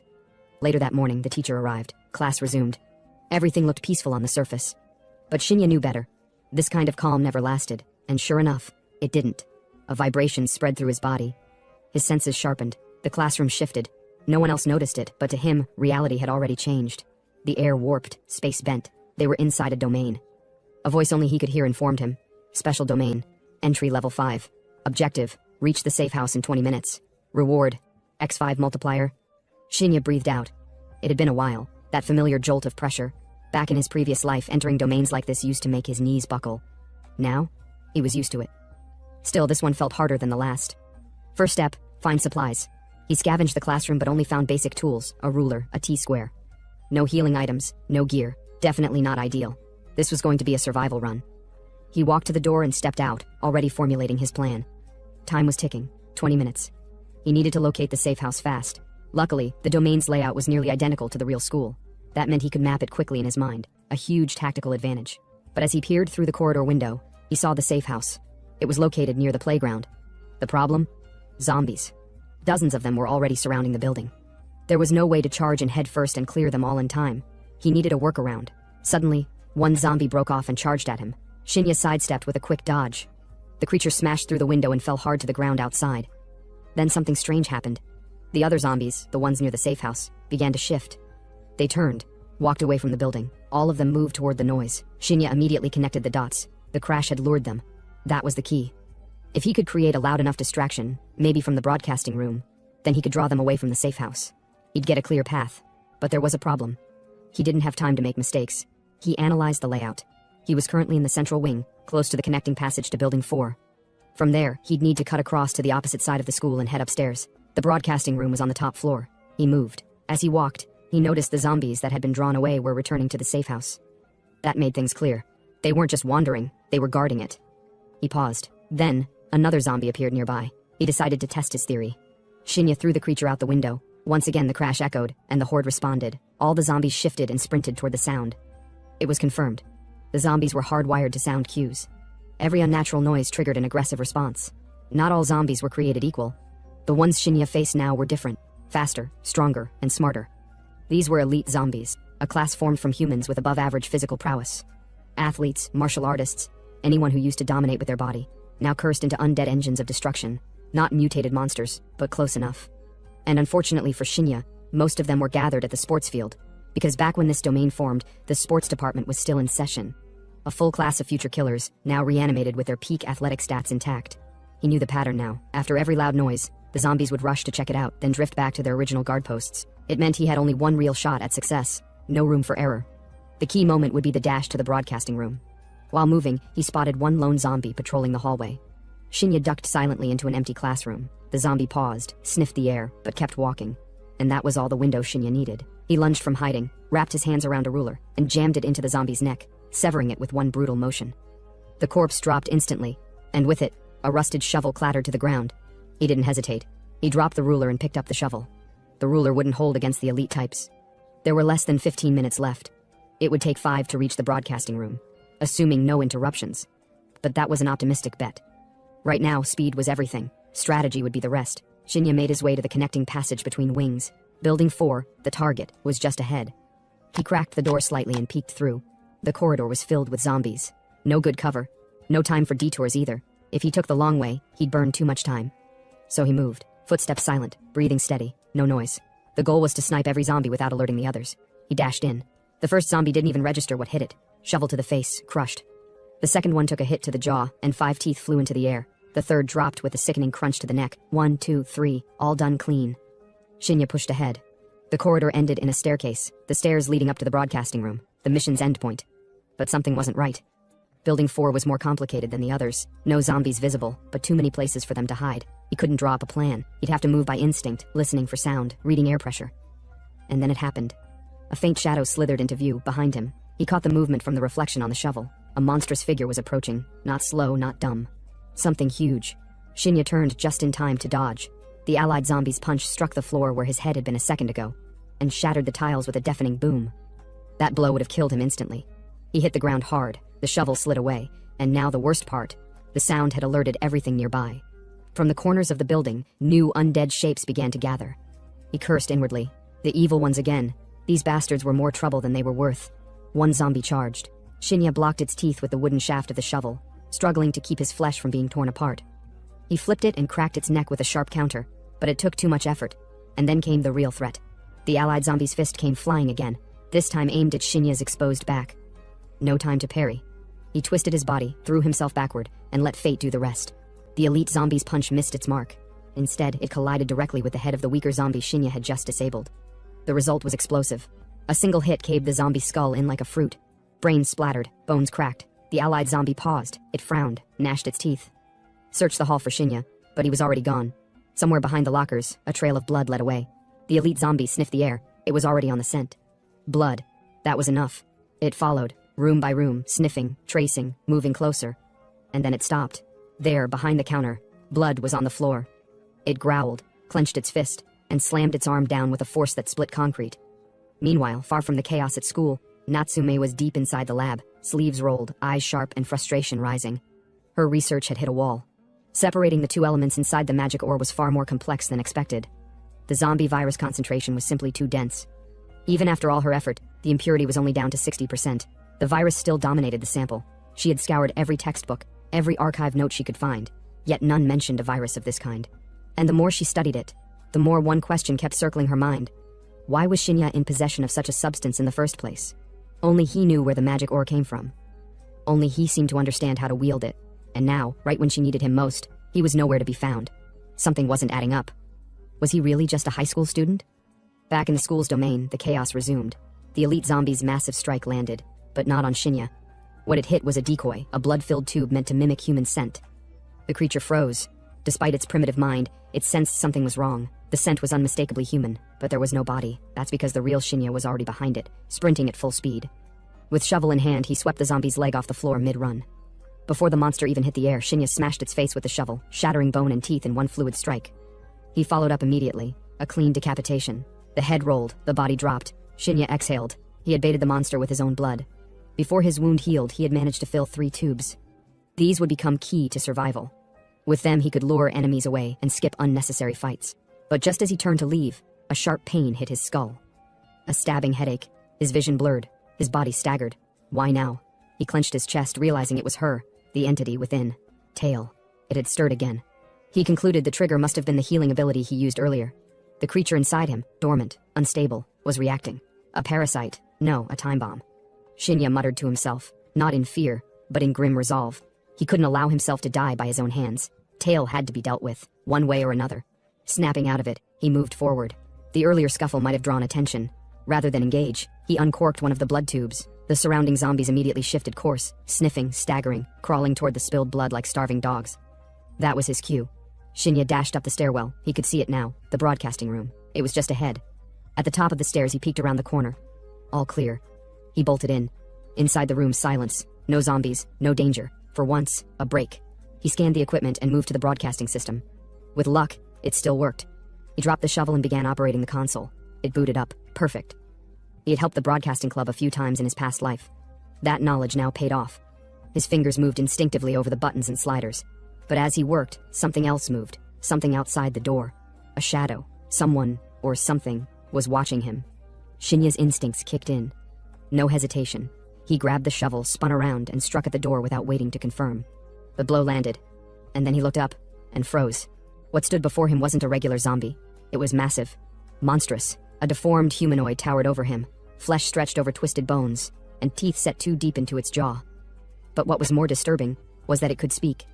In a growling, broken voice, it told him he had entered without permission.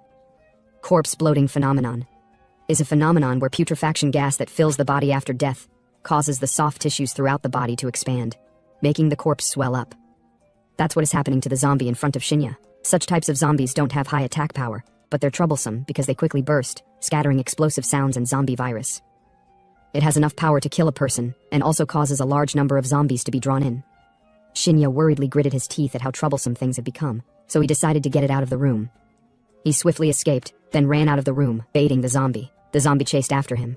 Shinya led it to the window, then immediately bent down and pushed it through the window, but he quickly tied its leg mid-air. He didn't have to take it far away, but he decided to restrain its movement with the rope for now. He immediately picked up his shovel, ready to run, since the zombies on the floor had already noticed his presence because of the sound from earlier. He then threw a blood bottle on the ground to buy some time, and immediately entered a room. Now, there are only 4 minutes left. He needs to start the broadcast quickly, since the quantity of blood he threw at them won't last long. And if an elite zombie appears where he is, he's completely screwed. So he can't waste any more time in such a place. The zombies outside were already approaching, his heartbeat rising as they got closer. He gritted his teeth worriedly. Just a little more. Then, before the zombie could look into the door he was in, the speaker echoed the pre-recorded words. It attracted the attention of the zombies from outside, and also the ones that had almost caught him. He barely made it in time. Now, the zombies should head toward the speakers. The problem now is the path to the playground. He threw a bottle of blood at the rope he tied. The blood, as it dripped, drew the attention of the zombies, so they started licking it, trying to eat the rope as if it were flesh. He then snuck past them. He could see that the zombies from the third floor were coming up, and while their attention was focused on the broadcast, he decided to run into the safety house at full speed while avoiding zombies. He opened a door and was surprised to see that the zombies from Building 1 were coming. He calmed down and thought to himself that a frontal assault is impossible. Even if they could defeat them, he could clearly see he'd run out of time. So he had no choice but to wait. His chance was almost there. Now the zombie he tied earlier, its rope stretched, then snapped, and the zombie fell to the ground. That was his sign, so he jumped down through a broken window. The bursting sound of the bloated zombie drowned out the sound of his movement. He ran through the shortest route to the playground, which was jumping from the connecting corridor to the gymnasium. Right now, all the zombies are being drawn to the earlier bursting sound in the broadcast, so it should temporarily empty the playground. Just as he thought, the playground was empty. He jumped down. He believed he could make it in time, and even if the zombies found the sound source, it'd take time to destroy it. Next is his Part 3 plan. But he was shocked to see that the zombies had already destroyed the speakers, and they were at the very top of the school buildings. It was the work of an American football zombie. Seeing this, Shinya was worried, because at this rate, they'll come back to the field again. So he started running as they jumped down to chase after him. The zombies were in the hundreds, if not thousands. He was already getting to the safe house, until an elite zombie ran at high speed and slammed into him with its body, knocking him straight to the ground. He tried regaining his balance, but the zombies rushed onto him. He used his shovel to ward them off, then immediately stood up. He kicked one in the face, but his strength was not enough. Now he was completely surrounded. He was almost at the gate, but hope was gone. Then suddenly we see the fingers of the zombie from the beginning of the story. Now, back at the laboratory, Natsume, while holding a test tube with a purple liquid in it, wondered where on earth Shinya had gone, since there were tons of things she needed his help with. She recalled Shinya telling her that if living beings were to ingest the virus she extracted from the ore, they'd turn into zombies. Then she wondered what would happen if someone were to ingest it voluntarily. She paused as she saw someone from the shadows. She asked, "Who is she?" Now, at the zone, the zombie lady took care of all the zombies surrounding Shinya with ease. Shinya asked why she saved him. What exactly was she after? Looking sexy, thick, and smashable, she looked at him without saying anything, then walked toward him. He told her not to come near him. He paused as he was moving back, surprised to see that his leg had been tied down. She raised his shin up. He asked what she was planning to do. She looked at him with those sexy lips, then let out a freakish smile. Immediately, Shinya woke up and grabbed Natsume, who was treating him, by the throat and pinned her to the ground to punch her. Not scared, she asked him what he was going to do to her. Shinya came back to his senses. He was surprised to see himself in the laboratory. The girl worriedly looked up, then pushed Shinya away and saved the virus that was about to break. She held it tightly like a baby. Shinya was speechless. He stretched his hand to her and asked if she was okay. He apologized. He told her to tell him what happened. Speechless for a moment, she told him he suddenly appeared in the laboratory, but at first she didn't realize it was him. He looked like a woman. Then he suddenly collapsed. When she rushed over, she finally realized who he was. He was covered in wounds all over his body and quite weakened. She quickly examined him and treated his wounds, that's all. He sat with his hands crossed and asked her if he truly looked like a woman. She replied yes, only for a moment, but it was raining heavily yesterday and she had been researching all day, so she was tired and might have seen it wrong. Shinya said to himself, no, it wasn't a mistake. The scene from last night wasn't a dream. He wondered why that thing took over his body and brought him to the laboratory. She then gave him a book saying it was his result. Zombie virus was detected in his body, but surprisingly, rather than rejecting it, his body seemed to depend on it. So she extracted the zombie virus from his body and tried combining it with the zombie virus contained in the crystal stone. And she discovered something amazing. The zombie virus in his body perfectly fused with the one in the crystal stone. So she decided to inject the zombie virus from the crystal stone into his body. Then his wounds gradually healed. In exchange, the zombie virus in his body was consumed. He was surprised by what she said. Hearing the story, he thought he understood what was going on. His recovery ability is related to the virus in his body. Even in yesterday's zone, every time he recovered, he became dazed and eventually lost consciousness. In the end, the thing took control of his body. Now, with a calm tone, she told him it was his turn to answer her questions. Is he a human right now or a zombie? Why does he have crystal stones that shouldn't exist in this world in the first place? He was speechless for a moment, then asked her if she believed in time-lapse. She was surprised by his question, then told him she was being serious right now. Shinya told her he was serious. He time-lapsed from the world 6 years in the future. The world 5 years from now had reached the apocalypse, with zombies appearing worldwide, and there is 1 month left before the apocalypse arrives. She asked if he meant to say things like, what she saw yesterday will appear all over the world in a month. He replied yes, and things called the special zones will appear worldwide. Those zones are full of zombies. He told her it might be hard to believe what he was saying, but there's something he wants to show her, then asked where his clothes were. Hanging over there, she replied. As Shinya wore his clothes, he said to himself that he won't mention the inventory yet. Though she seems like an innocent girl, he won't be repeating the same mistake as his previous life. He'd be done for if she becomes an enemy. He opened his inventory, then gave her the stones. He never thought he'd clear the special mission thanks to a zombie. She was happy to see the stones. He told her they're the stones he collected in a special zone. For certain reasons, he can already enter the zone. Speaking of which, he asked her what business she had earlier with him. She showed him a tube and told him 60% is the highest purity she could get. He tried yesterday, but 65% was the limit. Shinya was surprised. The red color signifies it's a power potion. He never expected she'd raise it to almost 70% in just one day. She's really a genius. She gave it to him, then sat down to observe the stone he brought. She then told him it's a bit different from the one he gave her before. All of them. She went speechless for a moment, then asked him what she was doing 5 years from now. Since he came to see her specifically in this world, were they comrades in his previous life? Finally, someone is asking the right question that isn't often asked in regression stories. Shinya was speechless, then told her the future her is already dead. Unfortunately, they had no connection at all. If that's the case, she asked how did he know about her? Was she killed by a zombie? He told her he heard through rumors that she wasn't killed by zombies, but used herself as a test subject. She remarked, "It seems like the future me was working hard even in that situation." Shinya told her not to worry, he won't put her in danger. Until now, she commented, she was listening to his story with doubt, but using herself as a test subject is exactly something she would do, so she believed him. So from now on, she'll support him with all her strength. Well then, she stood up, told him they should finish the remaining task. Sometime later, the elevator chimed. Hatano dropped something on the ground. He exhaled, trying to catch his breath while saying, "Who knew money could be this heavy?" Then told Mineta they'd go again after they rest. But then, they went speechless as they saw Natsume on Shinya struggling. The two went speechless. Mineta was stunned. Minutes later, Hatano apologized to Shinya, told him their intrusion wasn't on purpose. Shinya told him not to worry, it was a misunderstanding, then asked where the money was. Hatano told Shinya he'd brought all that could be purchased through normal routes, so there's nothing left in the market, and there's still more cargo he hasn't delivered besides the one they brought. Shinya told him okay, then gave him the red potion. Surprised, he asked Shinya what it was. Shinya told him he'd understand if he drank it, he should trust him. Hatano didn't say much, then drank it. Immediately, the bottle broke, and the energy coursed through his body. He groaned in pain. Worried, Natsume told him he looked like he was suffering. Shinya told her he's fine, then said to himself that the pain is expected since the purity is still 70%. It's not a level humans can directly consume. But someone with the strong body of a professional athlete like Hatano can endure it. And since it's his first intake, it'll take some time to get used to it. Shinya asked how he felt. Breathing heavily, he told Shinya with a smile that he felt better. Power is surging through his whole body. He felt amazing. He's now able to carry 2 boxes of the money. It feels light. Mineta was surprised to see this.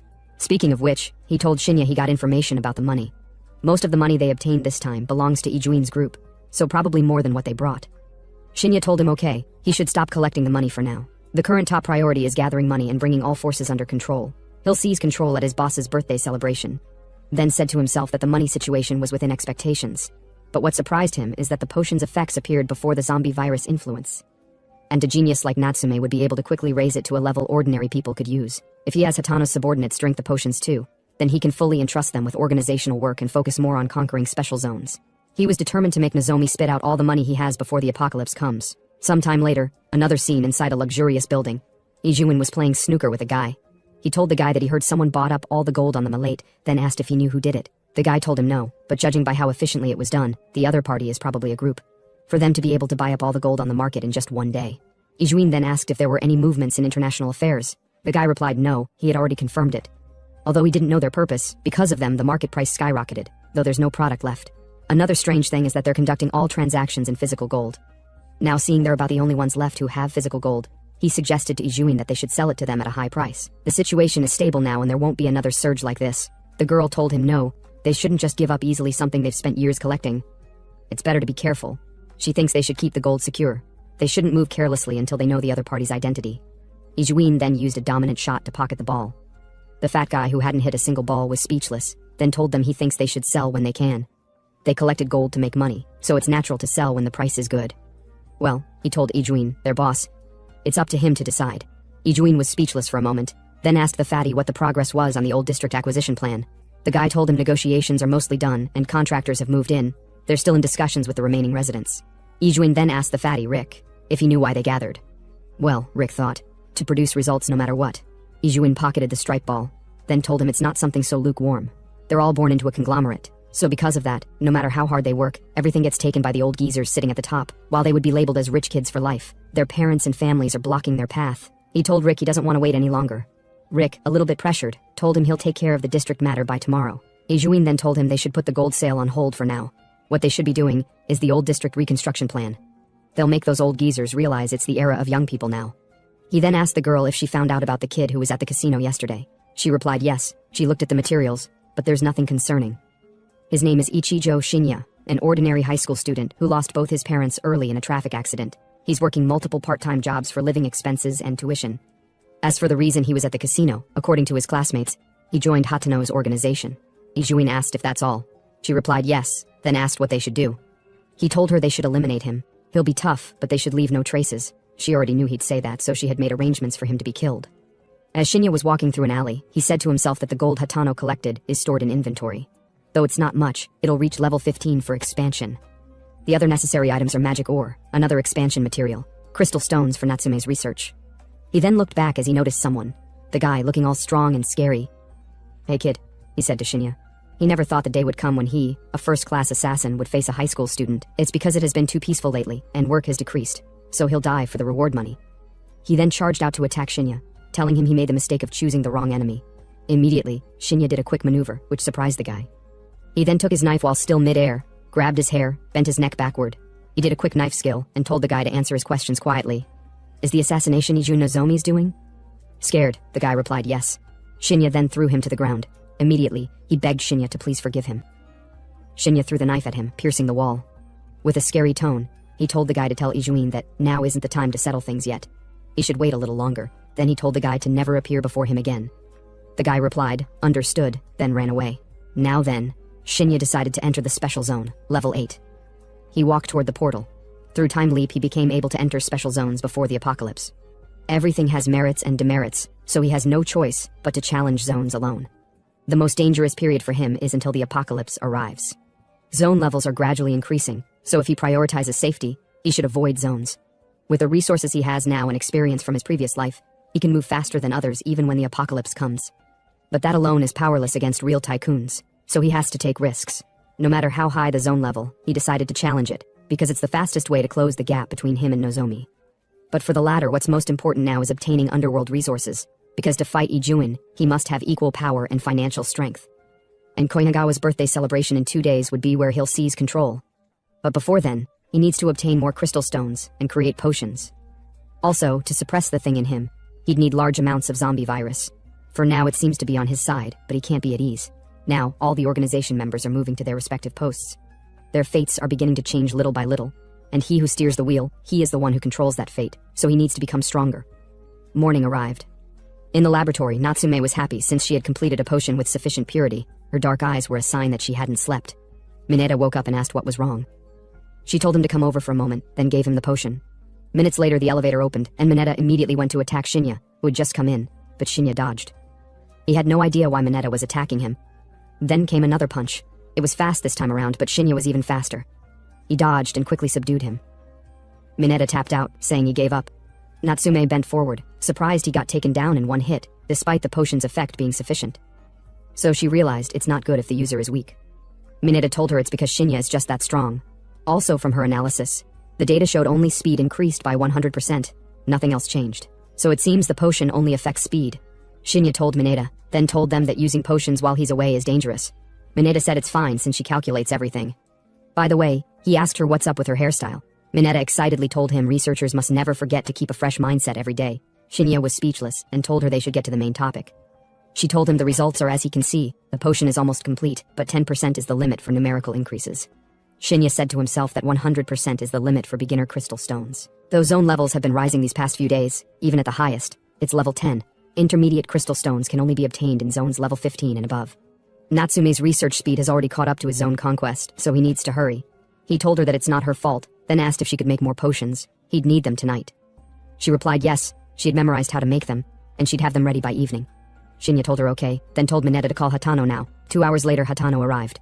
They began having conversations at the other end. While working, Natsume asked if Shinya has always been this amazing. They're both classmates, so he should know. He told her, honestly, he still doesn't understand what's going on. The Shinya he knew was a wimp who was being bullied by him until just a few days ago. But suddenly he's strong and calm like a different person.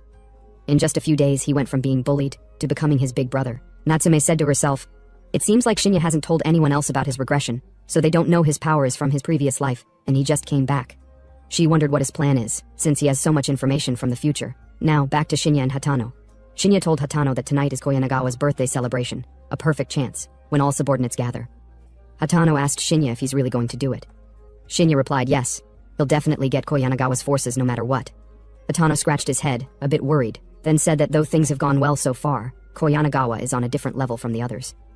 It might be better to proceed more step by step. Shinya told him there's no time for that, he's definitely executing the plan tonight. With potions there's a chance of winning, so it's fine. Hatano didn't say more, he'd do as instructed. Shinya told him Natsume would make additional potions. He should match the number of members he'd bring with the number of potions. Yes, guys who can actually fight. Tonight's the showdown, and he told Hatano he'd need to perform perfectly as the boss. Shinya told him he'd rejoin him tonight, since he had business to take care of.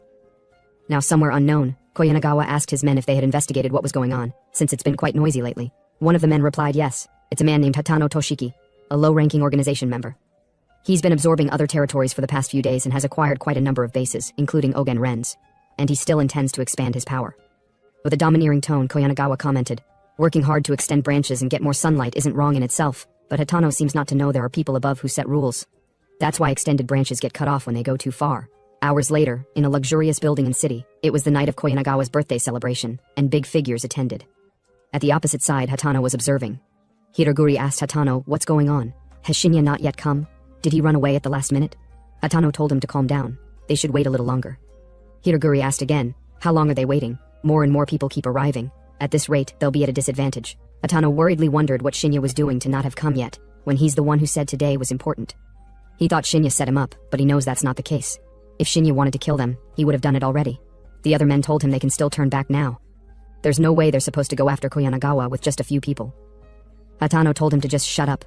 Did he think he could safely turn back now? Hiroguri then asked Hatano if he could have a word with him.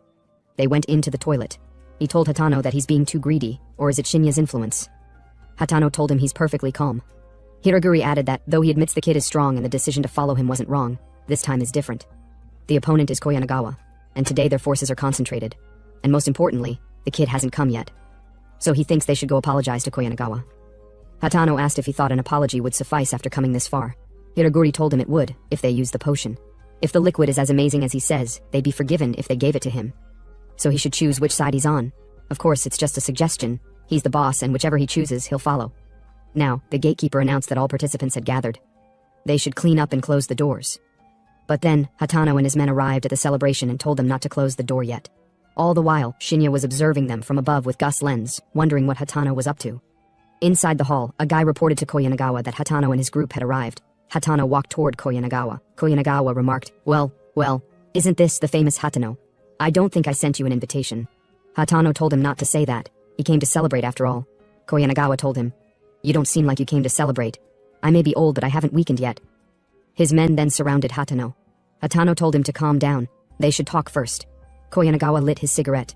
Told Hatano it looks like he came with proper preparation. It's quite impressive he's able to take over several of his territories in just a few days. Then asked him if he came to the party to show off his power that badly. What's his purpose? He should tell him. Hatano blew away the smoke. Told him he doesn't have time, so he'll be brief. To be honest, the little territories are not enough at all. He then charged forward to attack, saying his target is the throne he's sitting on. But then, Koyanagawa's bodyguard stopped his hand. Confident, Koyanagawa told him he knew he came to interfere, but he didn't expect him to be this greedy. He has really been underestimated. But to his surprise, his bodyguard was knocked down by Hatano. Hatano then told his men to attack now. Koyanagawa didn't panic. He smoked a cigarette, not bad, better than I imagined. Then told Hatano he'd be dead wrong if he thinks he can defeat him with such a level of force. To Hatano's surprise, the bodyguard grabbed his face and slammed him to the ground. Hatano immediately grabbed his hand, then used his leg and quickly pushed the guy down. The guy wasn't having it easy. He could feel Hatano's tremendous power. He then punched Hatano in the waist, and the two freed themselves. Koyanagawa told the guy to finish the fight before the party starts. The guy pulled his jacket, replied yes, though they seemed somewhat skilled. It's just a few people, so he'll end it quickly. Hatano realized how strong the strongest bodyguard was. Even with potions, such a fight is barely one he can handle properly. Koyanagawa's men are on a different level from those he fought before. He became worried. Hiroguri and the others are also struggling. And there's no winning once the potions wear off. But he doesn't think he has time to think about that. The battle with the bodyguard is the decisive one. The battle began. He dodged the first strike from the bodyguard, then went for a counterattack with a punch. But the guy didn't fall and immediately used his elbow and slammed Hatano on his back. He then carried Hatano and flung him into the table. Hatano realized he couldn't even leave a mark on the guy, and they're completely at a disadvantage. He wondered if he made the wrong choice. Should he have apologized and begged for forgiveness like Hiroguri said? Though they might let them go if he handed over the potions. But every day has been life or death since he met Shinya. The world has definitely changed. The bodyguard told Hatano he has talent. If he admits his mistake, he could put in a good word with the boss. Hatano stood up, hand in his pocket, thanked the guy for his concern, but said he's sick of the life of mugging kids for pocket change. Then he told the guy he'd make him his subordinate and look after him. If he bows his head now. The guy charged to attack told Hatano that's unfortunate, he'd have to die then. Hatano brought out a potion, said to himself that with just one potion he has been able to narrow the gap by so much, then what will happen if he drinks one more? Maybe he could actually win. But then, to their surprise, Shinya arrived and grabbed the guy's hand. Sorry big brother, I'm late, he apologized to Hatano. The guy was surprised. He asked Shinya what kind of power he had, his hand wouldn't budge. Shinya then punched the guy in the stomach, then told Hatano that if he drinks too, he won't be able to withstand the side effects and will die. Hatano stuttered, told him he thought he might win. He paused. He wondered how Shinya knew he was about to drink a second one. He realized that from the beginning, everything went according to Shinya's plan. He was being tested. He gritted his teeth angrily as he realized that from the start he was nothing but a pawn, and he was just randomly chosen. From what had happened so far, he realized that Shinya was testing whether he'd betray him and hand the potions to Koyanagawa. For him, it was a gamble on which side to choose. If he had sided with Koyanagawa, he would have died. He then told Shinya that he must be lucky since he got the right answer again. He shouldn't worry, he'll show him through his actions that he's a trustworthy comrade. Shinya smiled, told him he likes smart people. Then big brother, give me orders, he said. Koyanagawa asked the bodyguard what he's doing. No matter how he looks at it, he's just a kid. The guy told him yes, he let his guard down because of his appearance. Hatano then shouted for Koyanagawa to prepare himself, he'd definitely kill him here. He then ordered Shinya to kill every one of them. The other guards questioned among themselves, what's up with that kid? Is he one of Hatano's subordinates? Another guy was surprised, then said it looked like he just sent Kawase flying with one hit. One of them asked the captured Hiraguri if that guy is a student. Hiraguri grabbed the guy's hand and told him it's too early to be surprised, the fun is just beginning. One of Hatano's men was thrown to the ground. Kawase told Shinya that he never thought the day would come when he'd fight a high school student. Shinya told him it's also the day he'll lose to a high school student. The guy, furious, told Shinya not to underestimate him, then threw a heavy punch, which Shinya dodged. He tried to grab Shinya's face, but Shinya dodged it skillfully with a somersault. The guy charged forward to attack again and asked Shinya why he was just dodging. Hatano was surprised to see Shinya toying with an opponent he couldn't beat even with the potion's power. Unfathomable strength indeed. One of the guests commented, who exactly is Hatano? With what's happening here now, the story about taking Ogane's territory must be true. Another commented, it's surprising Kawase is struggling with a kid. Koyanagawa told them to just watch quietly, then said to himself that after 40 years he had finally reached such heights, but at the rate things are going, even if he wins, his reputation will be completely ruined. He then told Kawase that he would give him 1 minute so he should finish the kid quickly. Hearing this, Kawase said to himself that the kid is a monster, even giving it his all. He hasn't changed expression once, and he's already at his limit. Forget finishing him off in 1 minute, he can't even touch him. Angry, he kicked at Shinya. Shinya dodged and used his leg to hold Kawase's leg mid-air. Now panic-driven, Kawase realized he couldn't even win in pure strength. Shinya wouldn't even budge. Shinya told him he's full of openings. Then with a swift maneuver, he kicked him straight to the ground while mid-air, surprising everyone at the scene. Koyanagawa was shocked that Kawase had been defeated. People couldn't believe that a high school kid was able to defeat the organization's strongest. Koyanagawa then told his men to stop standing around and attack.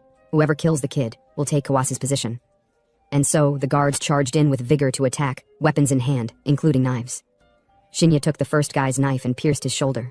He took the knife out, blood pumping out, then swiftly took down the remaining guys within seconds. Koyanagawa was stunned by Shinya's physical abilities. It was completely inhumane. He panicked and told Shinya to stop, that they should talk, but Shinya was still approaching him. So he immediately tried to draw a gun. But Shinya swiftly threw the knife at him, stopping his hand. He coughed up blood and then died, defeated by a high school student. The guests were all surprised. Koyanagawa was defeated by a few low-ranking guys. Hatano was surprised himself. Shinya killed all of them by himself. In less than a week, he dragged the old fox who had made the land his stronghold for decades down to hell. Shinya shattered all the common sense in him. Shinya then gave Hatano the signal. Immediately, he told all the guests there to listen. As they could see, Koyanagawa was dead. They should also know why he went so far to eliminate Koyanagawa. He then introduced himself, Hatano Toshiki. Until recently, I was living by mugging kids. But from today, I'm your boss. Hatano couldn't hold in his tears. Shinya really kept the promise of taking him to a higher position. Back at the construction site, the foreman was barking at the workers to hurry up. If they missed the deadline, Mr. Ijuin wouldn't spare them. But before they could pick up the pace, he heard a group of unfamiliar voices drawing near. The workers paused. Several armed men were approaching, clearly gang-affiliated. One of the workers tried to ask where the intruders were from and why they were interfering. The response was blunt. They were told to shut up and stay still. Their leader stepped forward, brushing past the others, and requested a private word with the construction foreman. The foreman wasn't interested in negotiation. He made it clear that anyone not involved in the project needed to leave. The schedule couldn't afford delays. But the gang leader wasn't fazed. He casually dismissed the importance of deadlines and demanded payment, a territory fee. Meanwhile, Ijuin was in his office sipping coffee and flipping through reports. That's when Minagawa stepped in, delivering urgent news. The construction site at the financial center was under attack. Several men had stormed in earlier that morning, demanding territory fees and beating every worker on site. When Ijuin heard it was Koyanagawa's men behind it, he slammed his hand on the desk, furious. He couldn't believe that sly old man was pulling stunts like this, especially after they had already paid off the dues. He ordered Minagawa to contact Koyanagawa immediately. He wanted answers. But Minagawa reported that he had been trying all morning, and there was no response.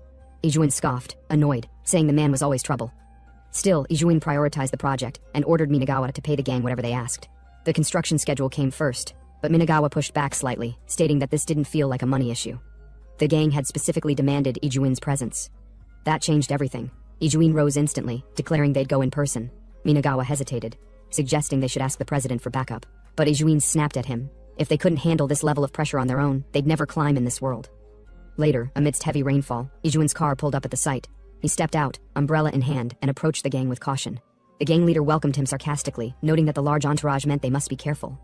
Ijuin didn't bother with pleasantries. He wanted to know what Koyanagawa was demanding.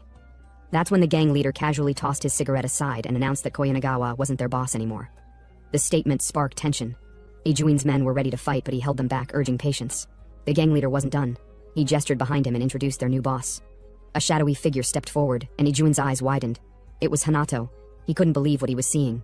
The same man from the Ogani Casino had somehow overthrown Koyanagawa within a matter of days. That could only mean one thing. The kid back then must be with him too. As he looked closer, sure enough, Shinya was right beside Hanato, holding an umbrella for him. But now wasn't the time to dwell on surprises.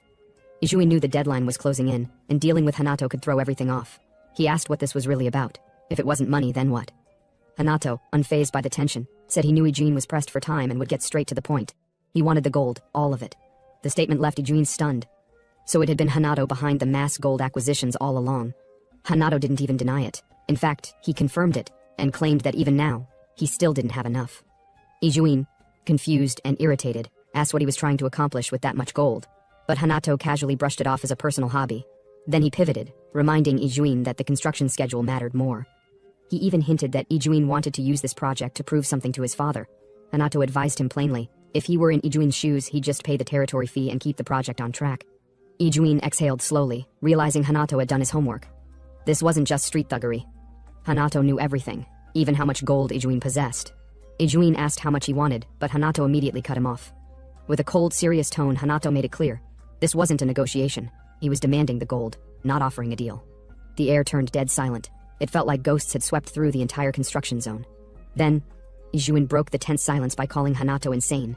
Even after making concessions, he couldn't believe that someone like Hanato dared to interfere. With clear disdain, he barked at Hanato to get lost. But Hanato stayed composed and made it clear that Ijuin wasn't the only one who knew the future value of that land. He admitted he couldn't take on Ijuin directly, not yet. But delaying the construction, that part was easy. For him and his gang, throwing off the schedule would take nothing. And when that delay happened, the losses would be astronomical. That struck a nerve. Ijuin froze. Inside, he panicked. That kind of detail, the regional development plan, was supposed to be restricted to a handful of top insiders. So how the hell did Hanato know? Who exactly was this guy? Hanato read the expression perfectly. He smirked and taunted Ijuin for being at a loss for words, hinting that he must have hit the mark. Ijuin's face twisted in disgust. He called Hanato's methods filthy, the kind that suited a street rat. Hanato's smile faded. He asked Ijuin what he had just called him. But Ijuin didn't back down. His voice rose. He hurled insult after insult, calling Hanato a low-life thug. Someone who only knew how to swing fists, now pretending to negotiate like some big shot. He then ordered his fighters to kill Hanato and his men. In an instant, umbrellas were dropped, war cries echoed, and both sides charged through the rain, fists flying. In the middle of the chaos, Megami charged toward Hanato with a punch, but Hanato didn't flinch. The strike never landed. Shinya intercepted it, twisted Megami's wrist, and slammed his neck upward. As Shinya locked eyes with him, he warned Megami with chilling familiarity, as if they'd met before. That alone shook Megami to the core. He stammered, trying to figure out how Shinya knew him, since they had never even exchanged names. While the fight raged on behind them, Hanato calmly walked up to Ijuin. He grabbed Ijuin by the tie and reminded him. Yes, he was a savage, but he had climbed to this point by risking his own life. Ijuin? Just a spoiled rich brat using daddy's power.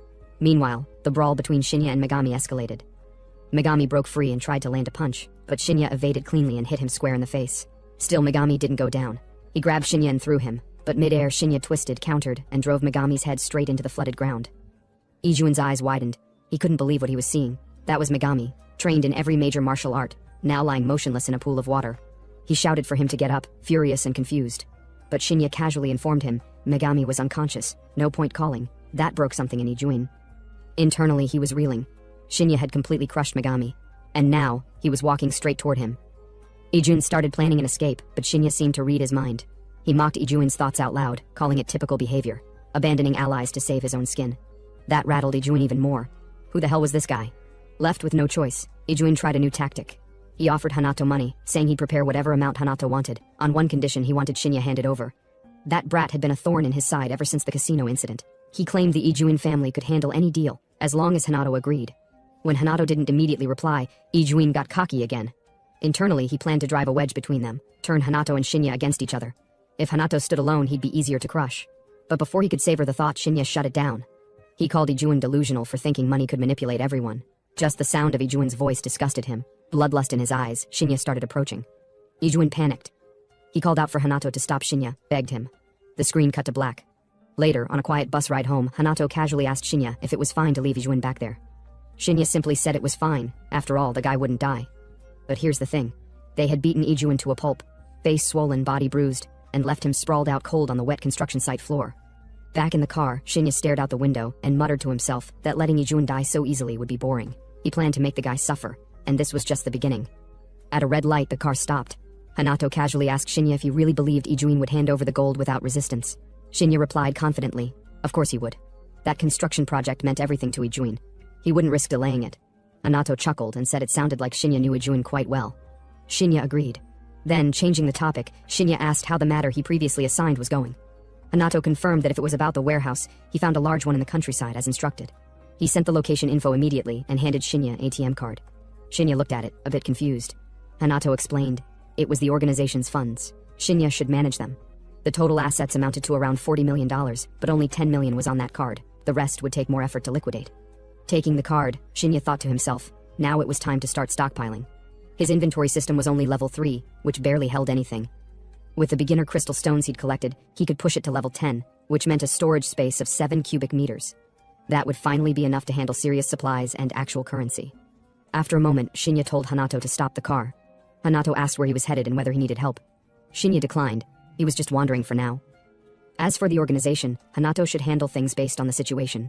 The most important task was retrieving Ijuin's gold and storing it physically in the warehouse. Hanato nodded in understanding. He then asked if he should wait and drive Shinya back once he was done, but Shinya said no, he'd contact him if needed.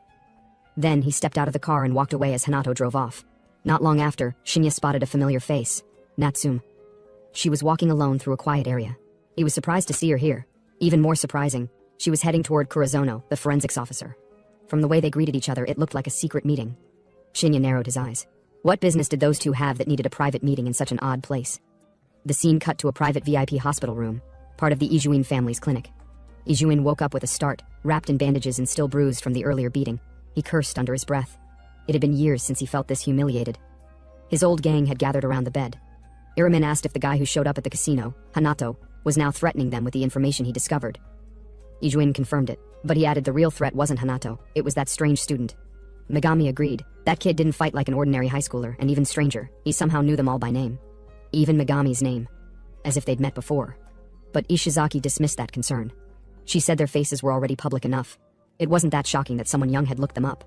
But Ijuin wasn't buying it. He insisted Shinya wasn't just some fanboy. The guy acted hostile from the very first encounter, and worst of all, he knew detailed internal secrets about their regional development plan. Now, with Koyanagawa's forces taken over, and the construction schedule at risk, Ijuin finally admitted something unthinkable. He would have to pay Hanato the money he demanded. Everyone in the room was stunned, but Ijuin quickly reassured them. It would only be temporary. He'd get the money back eventually.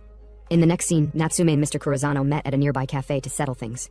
Kurozono brought along the journal she had requested and slid it across the table like he was doing her a favor. She reached out, thanking him for the effort, but before her hand touched it, Kurozono reminded her he didn't do it for free. He claimed her sudden week-long disappearance dumped a mountain of extra work on him. Natsume apologized and calmly said she would be resigning from her post due to personal circumstances. She asked him to take her salary in exchange for the materials. As long as she got those back, she didn't need anything else. But Kurozono scoffed. Her salary? Worthless. Instead, he suggested something else entirely, that she stay by his side, obey his whims, and in return, he'd hand over the materials. Natsume was stunned. What kind of suggestion was that? Kurozano kept pressing. He claimed it wasn't a bad deal. Her career in forensics would be secured too. But Natsume firmly rejected him. She said she couldn't accept that kind of arrangement and told him to watch his words. All she wanted were her materials, nothing more. Kurozano wasn't backing down. If she didn't comply, then she could forget ever seeing those documents again. That pushed Natsume to her feet. She snapped that the materials belonged to her. He had no right to confiscate them like that. Kurozano agreed, technically, but smirked and asked how she planned to prove it. He could easily call them classified. After all, he worked with personal data. If he did that, she wouldn't even get to touch the pages again. He added that it would look bad if word got out that he, a senior, couldn't manage one stubborn intern. He told her bluntly that the only reason she was brought in was for her looks, not her skill. Then, turning to Natsume, he added that she shouldn't waste her mother's effort in bringing her into the world. All she needed to do now was follow instructions. Upon hearing this, Natsume poured coffee on his face and warned him never to mention her mother again, but Kurozano raised his hand, ready to slap her. He said he'd been patient enough, and now she was being insolent after throwing coffee at his face earlier. But the slap never landed. Someone caught his wrist mid-swing. It was Shinya. He'd appeared at the perfect moment, holding the man's hand in a vice grip. Natsume, caught off guard, asked what he was doing there, but Shinya didn't answer. Instead, he calmly told her that he understood her situation now and to leave the rest to him. Kurozano was shaken. The boy's grip was no joke. He thought to himself, how the hell is a high schooler this strong? Then he pieced it together. Maybe this kid was the reason Natsume had resigned.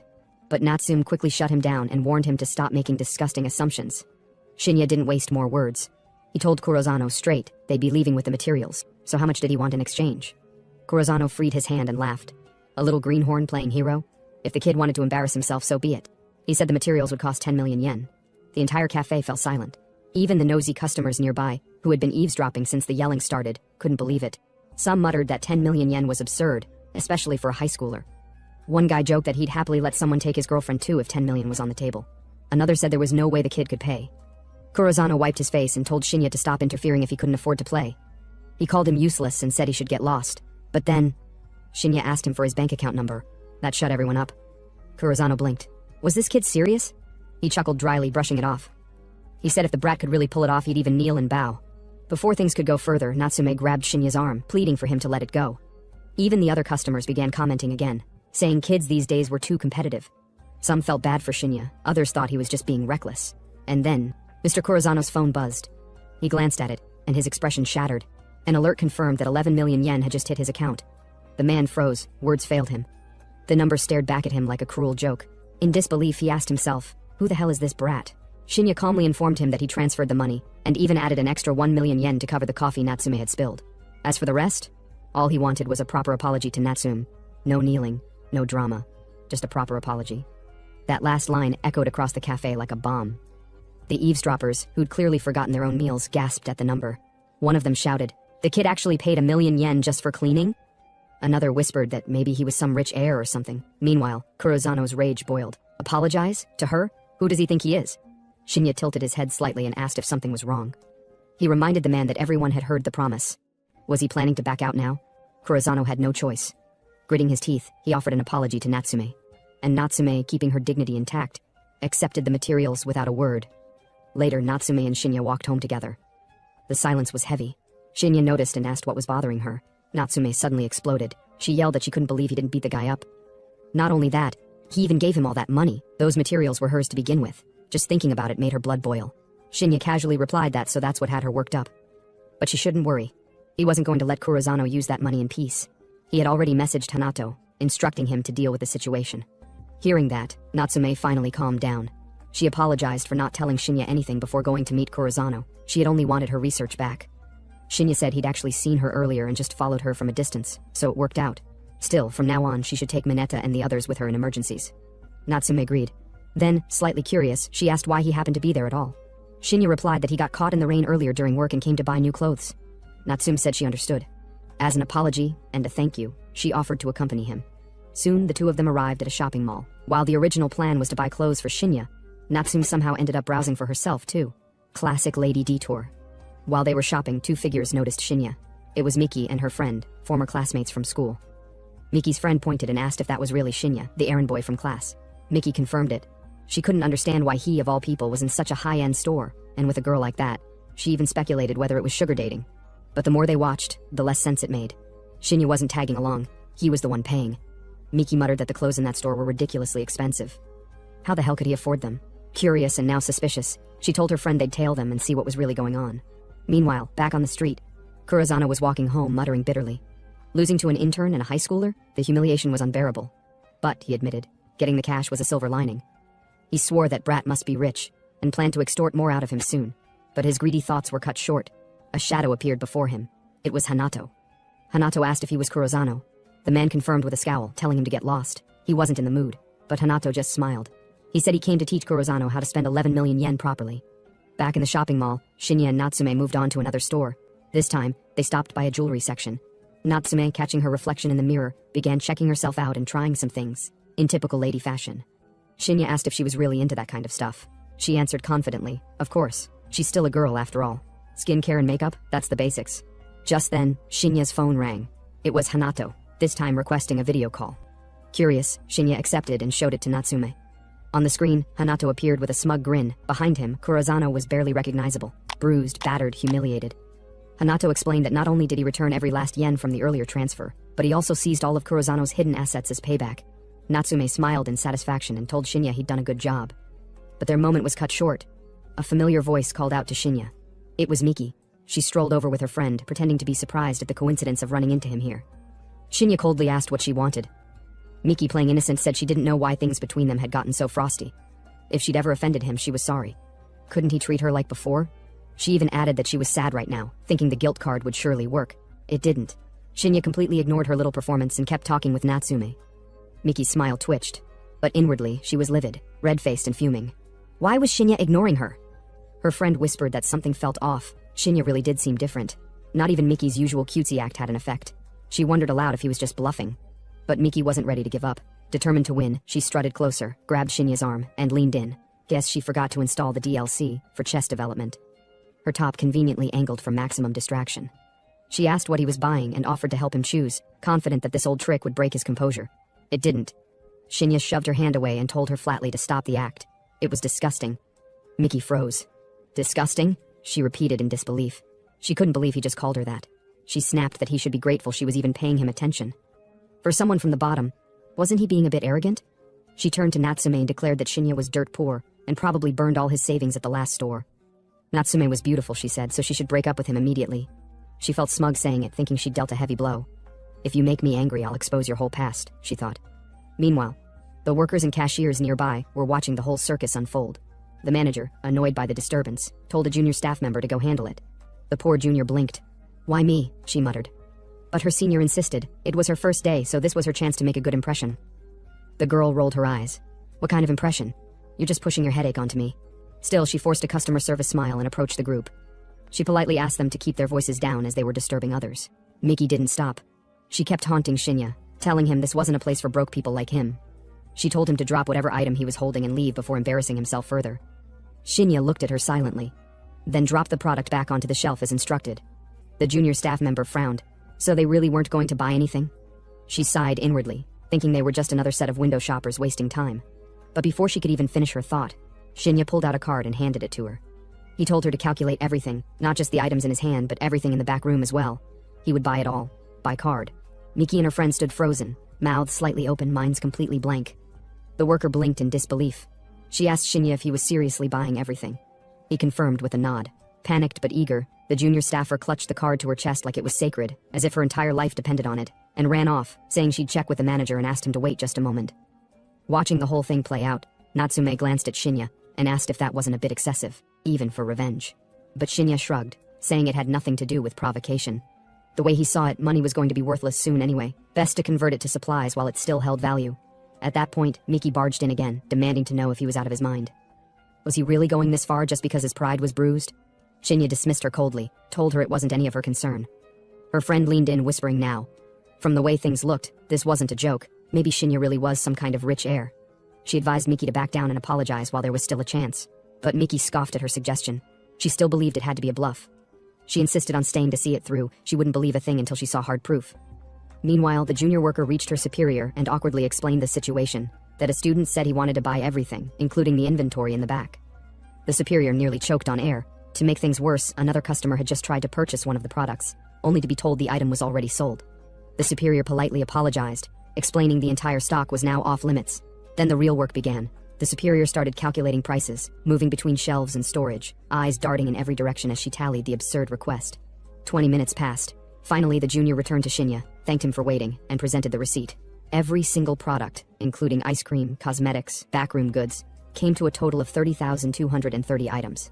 After a 20% manager's discount, the grand total landed at 120 million yen. She asked Shinya to confirm and sign. When the number was read aloud, Miki and her friend practically screamed. 120 million yen? But the numbers were real. Shinya signed without flinching. Then he added an address and instructed the staff to deliver all items there. The worker nodded, saying delivery would be arranged within 3 days.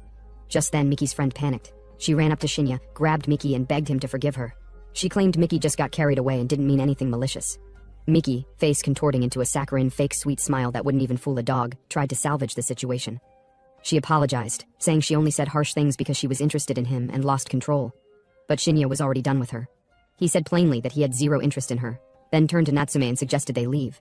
Miki was left behind, speechless, shaken, humiliated. As Shinya walked out, the staff lined up and bowed deeply, thanking him and expressing hope for his next visit. Well, if there even was a next time. Later, strolling down the street, Natsume commented that doing flashy shopping like that felt kind of good. She asked if she should also start stockpiling supplies in advance. Shinya nodded. In his words, when the world collapses, you could probably buy a person with a single loaf of bread. Natsume laughed, then said they should keep shopping. But then, something shifted. Shinya's body tensed, a strange energy pulsed around him, invisible to others. He turned serious and told Natsume to head home first. She was confused, asked what was going on. Shinya only replied that their shopping ended here. A level 15 special zone had just spawned nearby, and only he could see it. Natsume saw nothing. Time became irrelevant. Whether it was minutes or hours didn't matter, because Shinya was already inside, slicing down zombies like weeds. He moved swiftly, efficiently, cutting his way through until he reached the safe house.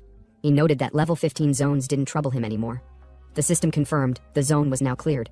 Just after entering the safe zone, his phone buzzed. Hanato was calling. He reported that the shipment of gold had finally arrived. A full ton. Hanato asked what to do with it. Shinya told him to place it in the warehouse for now. He'd send a shopping list soon. Before hanging up, Hanato told him to wait, but Shinya cut the call anyway and fired off a message with the exact location and quantity of supplies to purchase. Hanato checked the list. When he saw the size of the order, he nearly dropped his phone. This wasn't just a supply list. This looked like Shinya was planning to buy up the entire damn city. Meanwhile, Shinya was already back on the streets, hunting for the next zone. The money and supplies issue? Solved.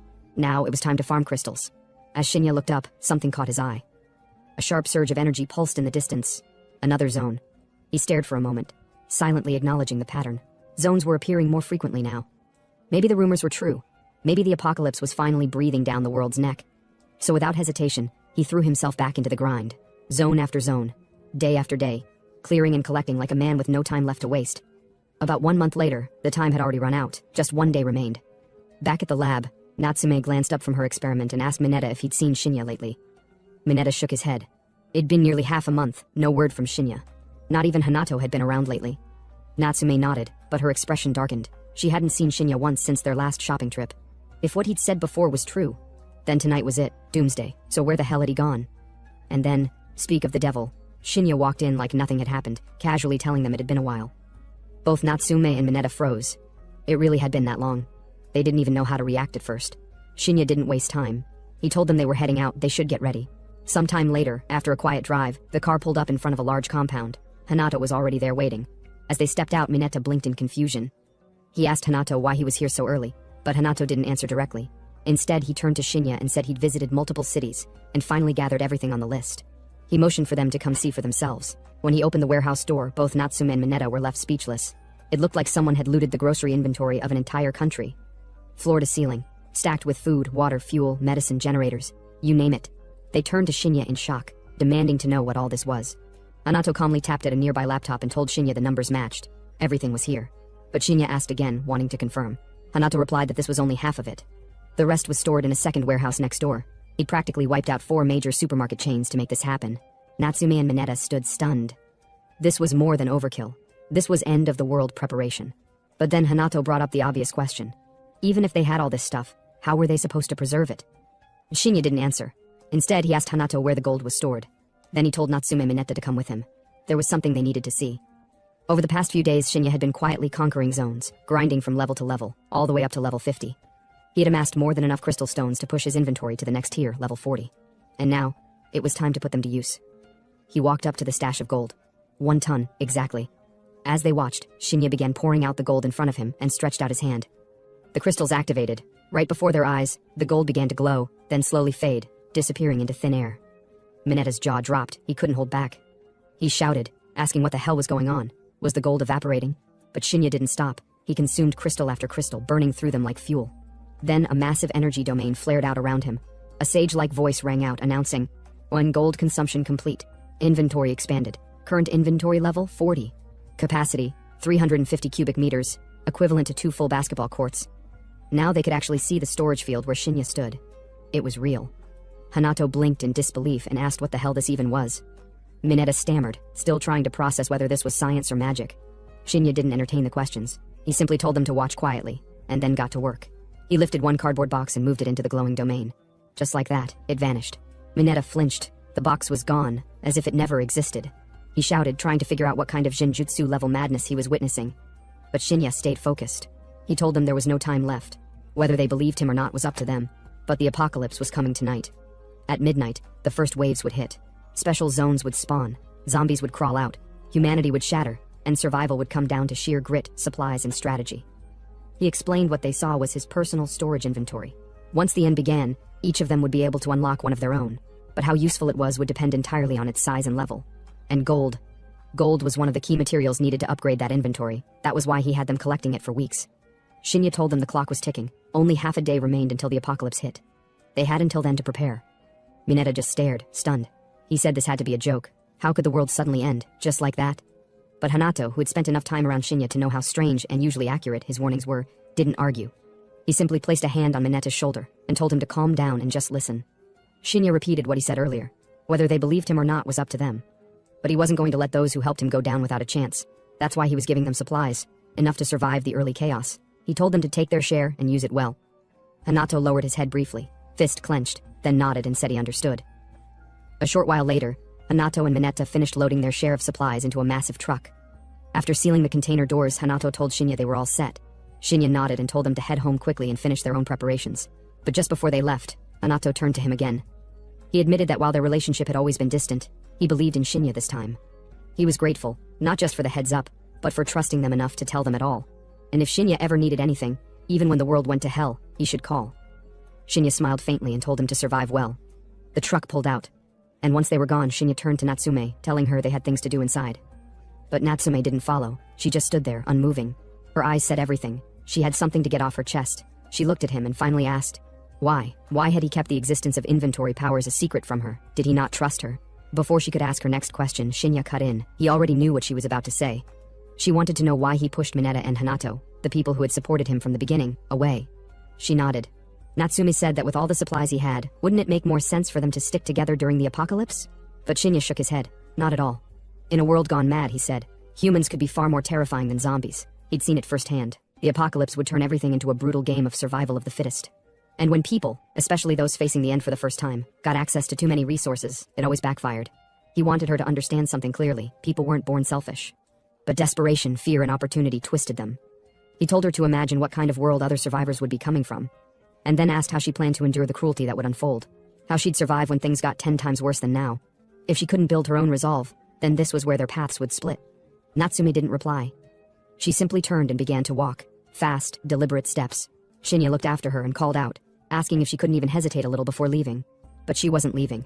She stopped and told him not to underestimate her. She had resolve too, and they didn't have time to waste. She still had things she needed to do. Moments later, outside the warehouse, Shinya waited alone. Then Natsume showed up. He looked at her and said it seemed like she'd made her decision. She nodded.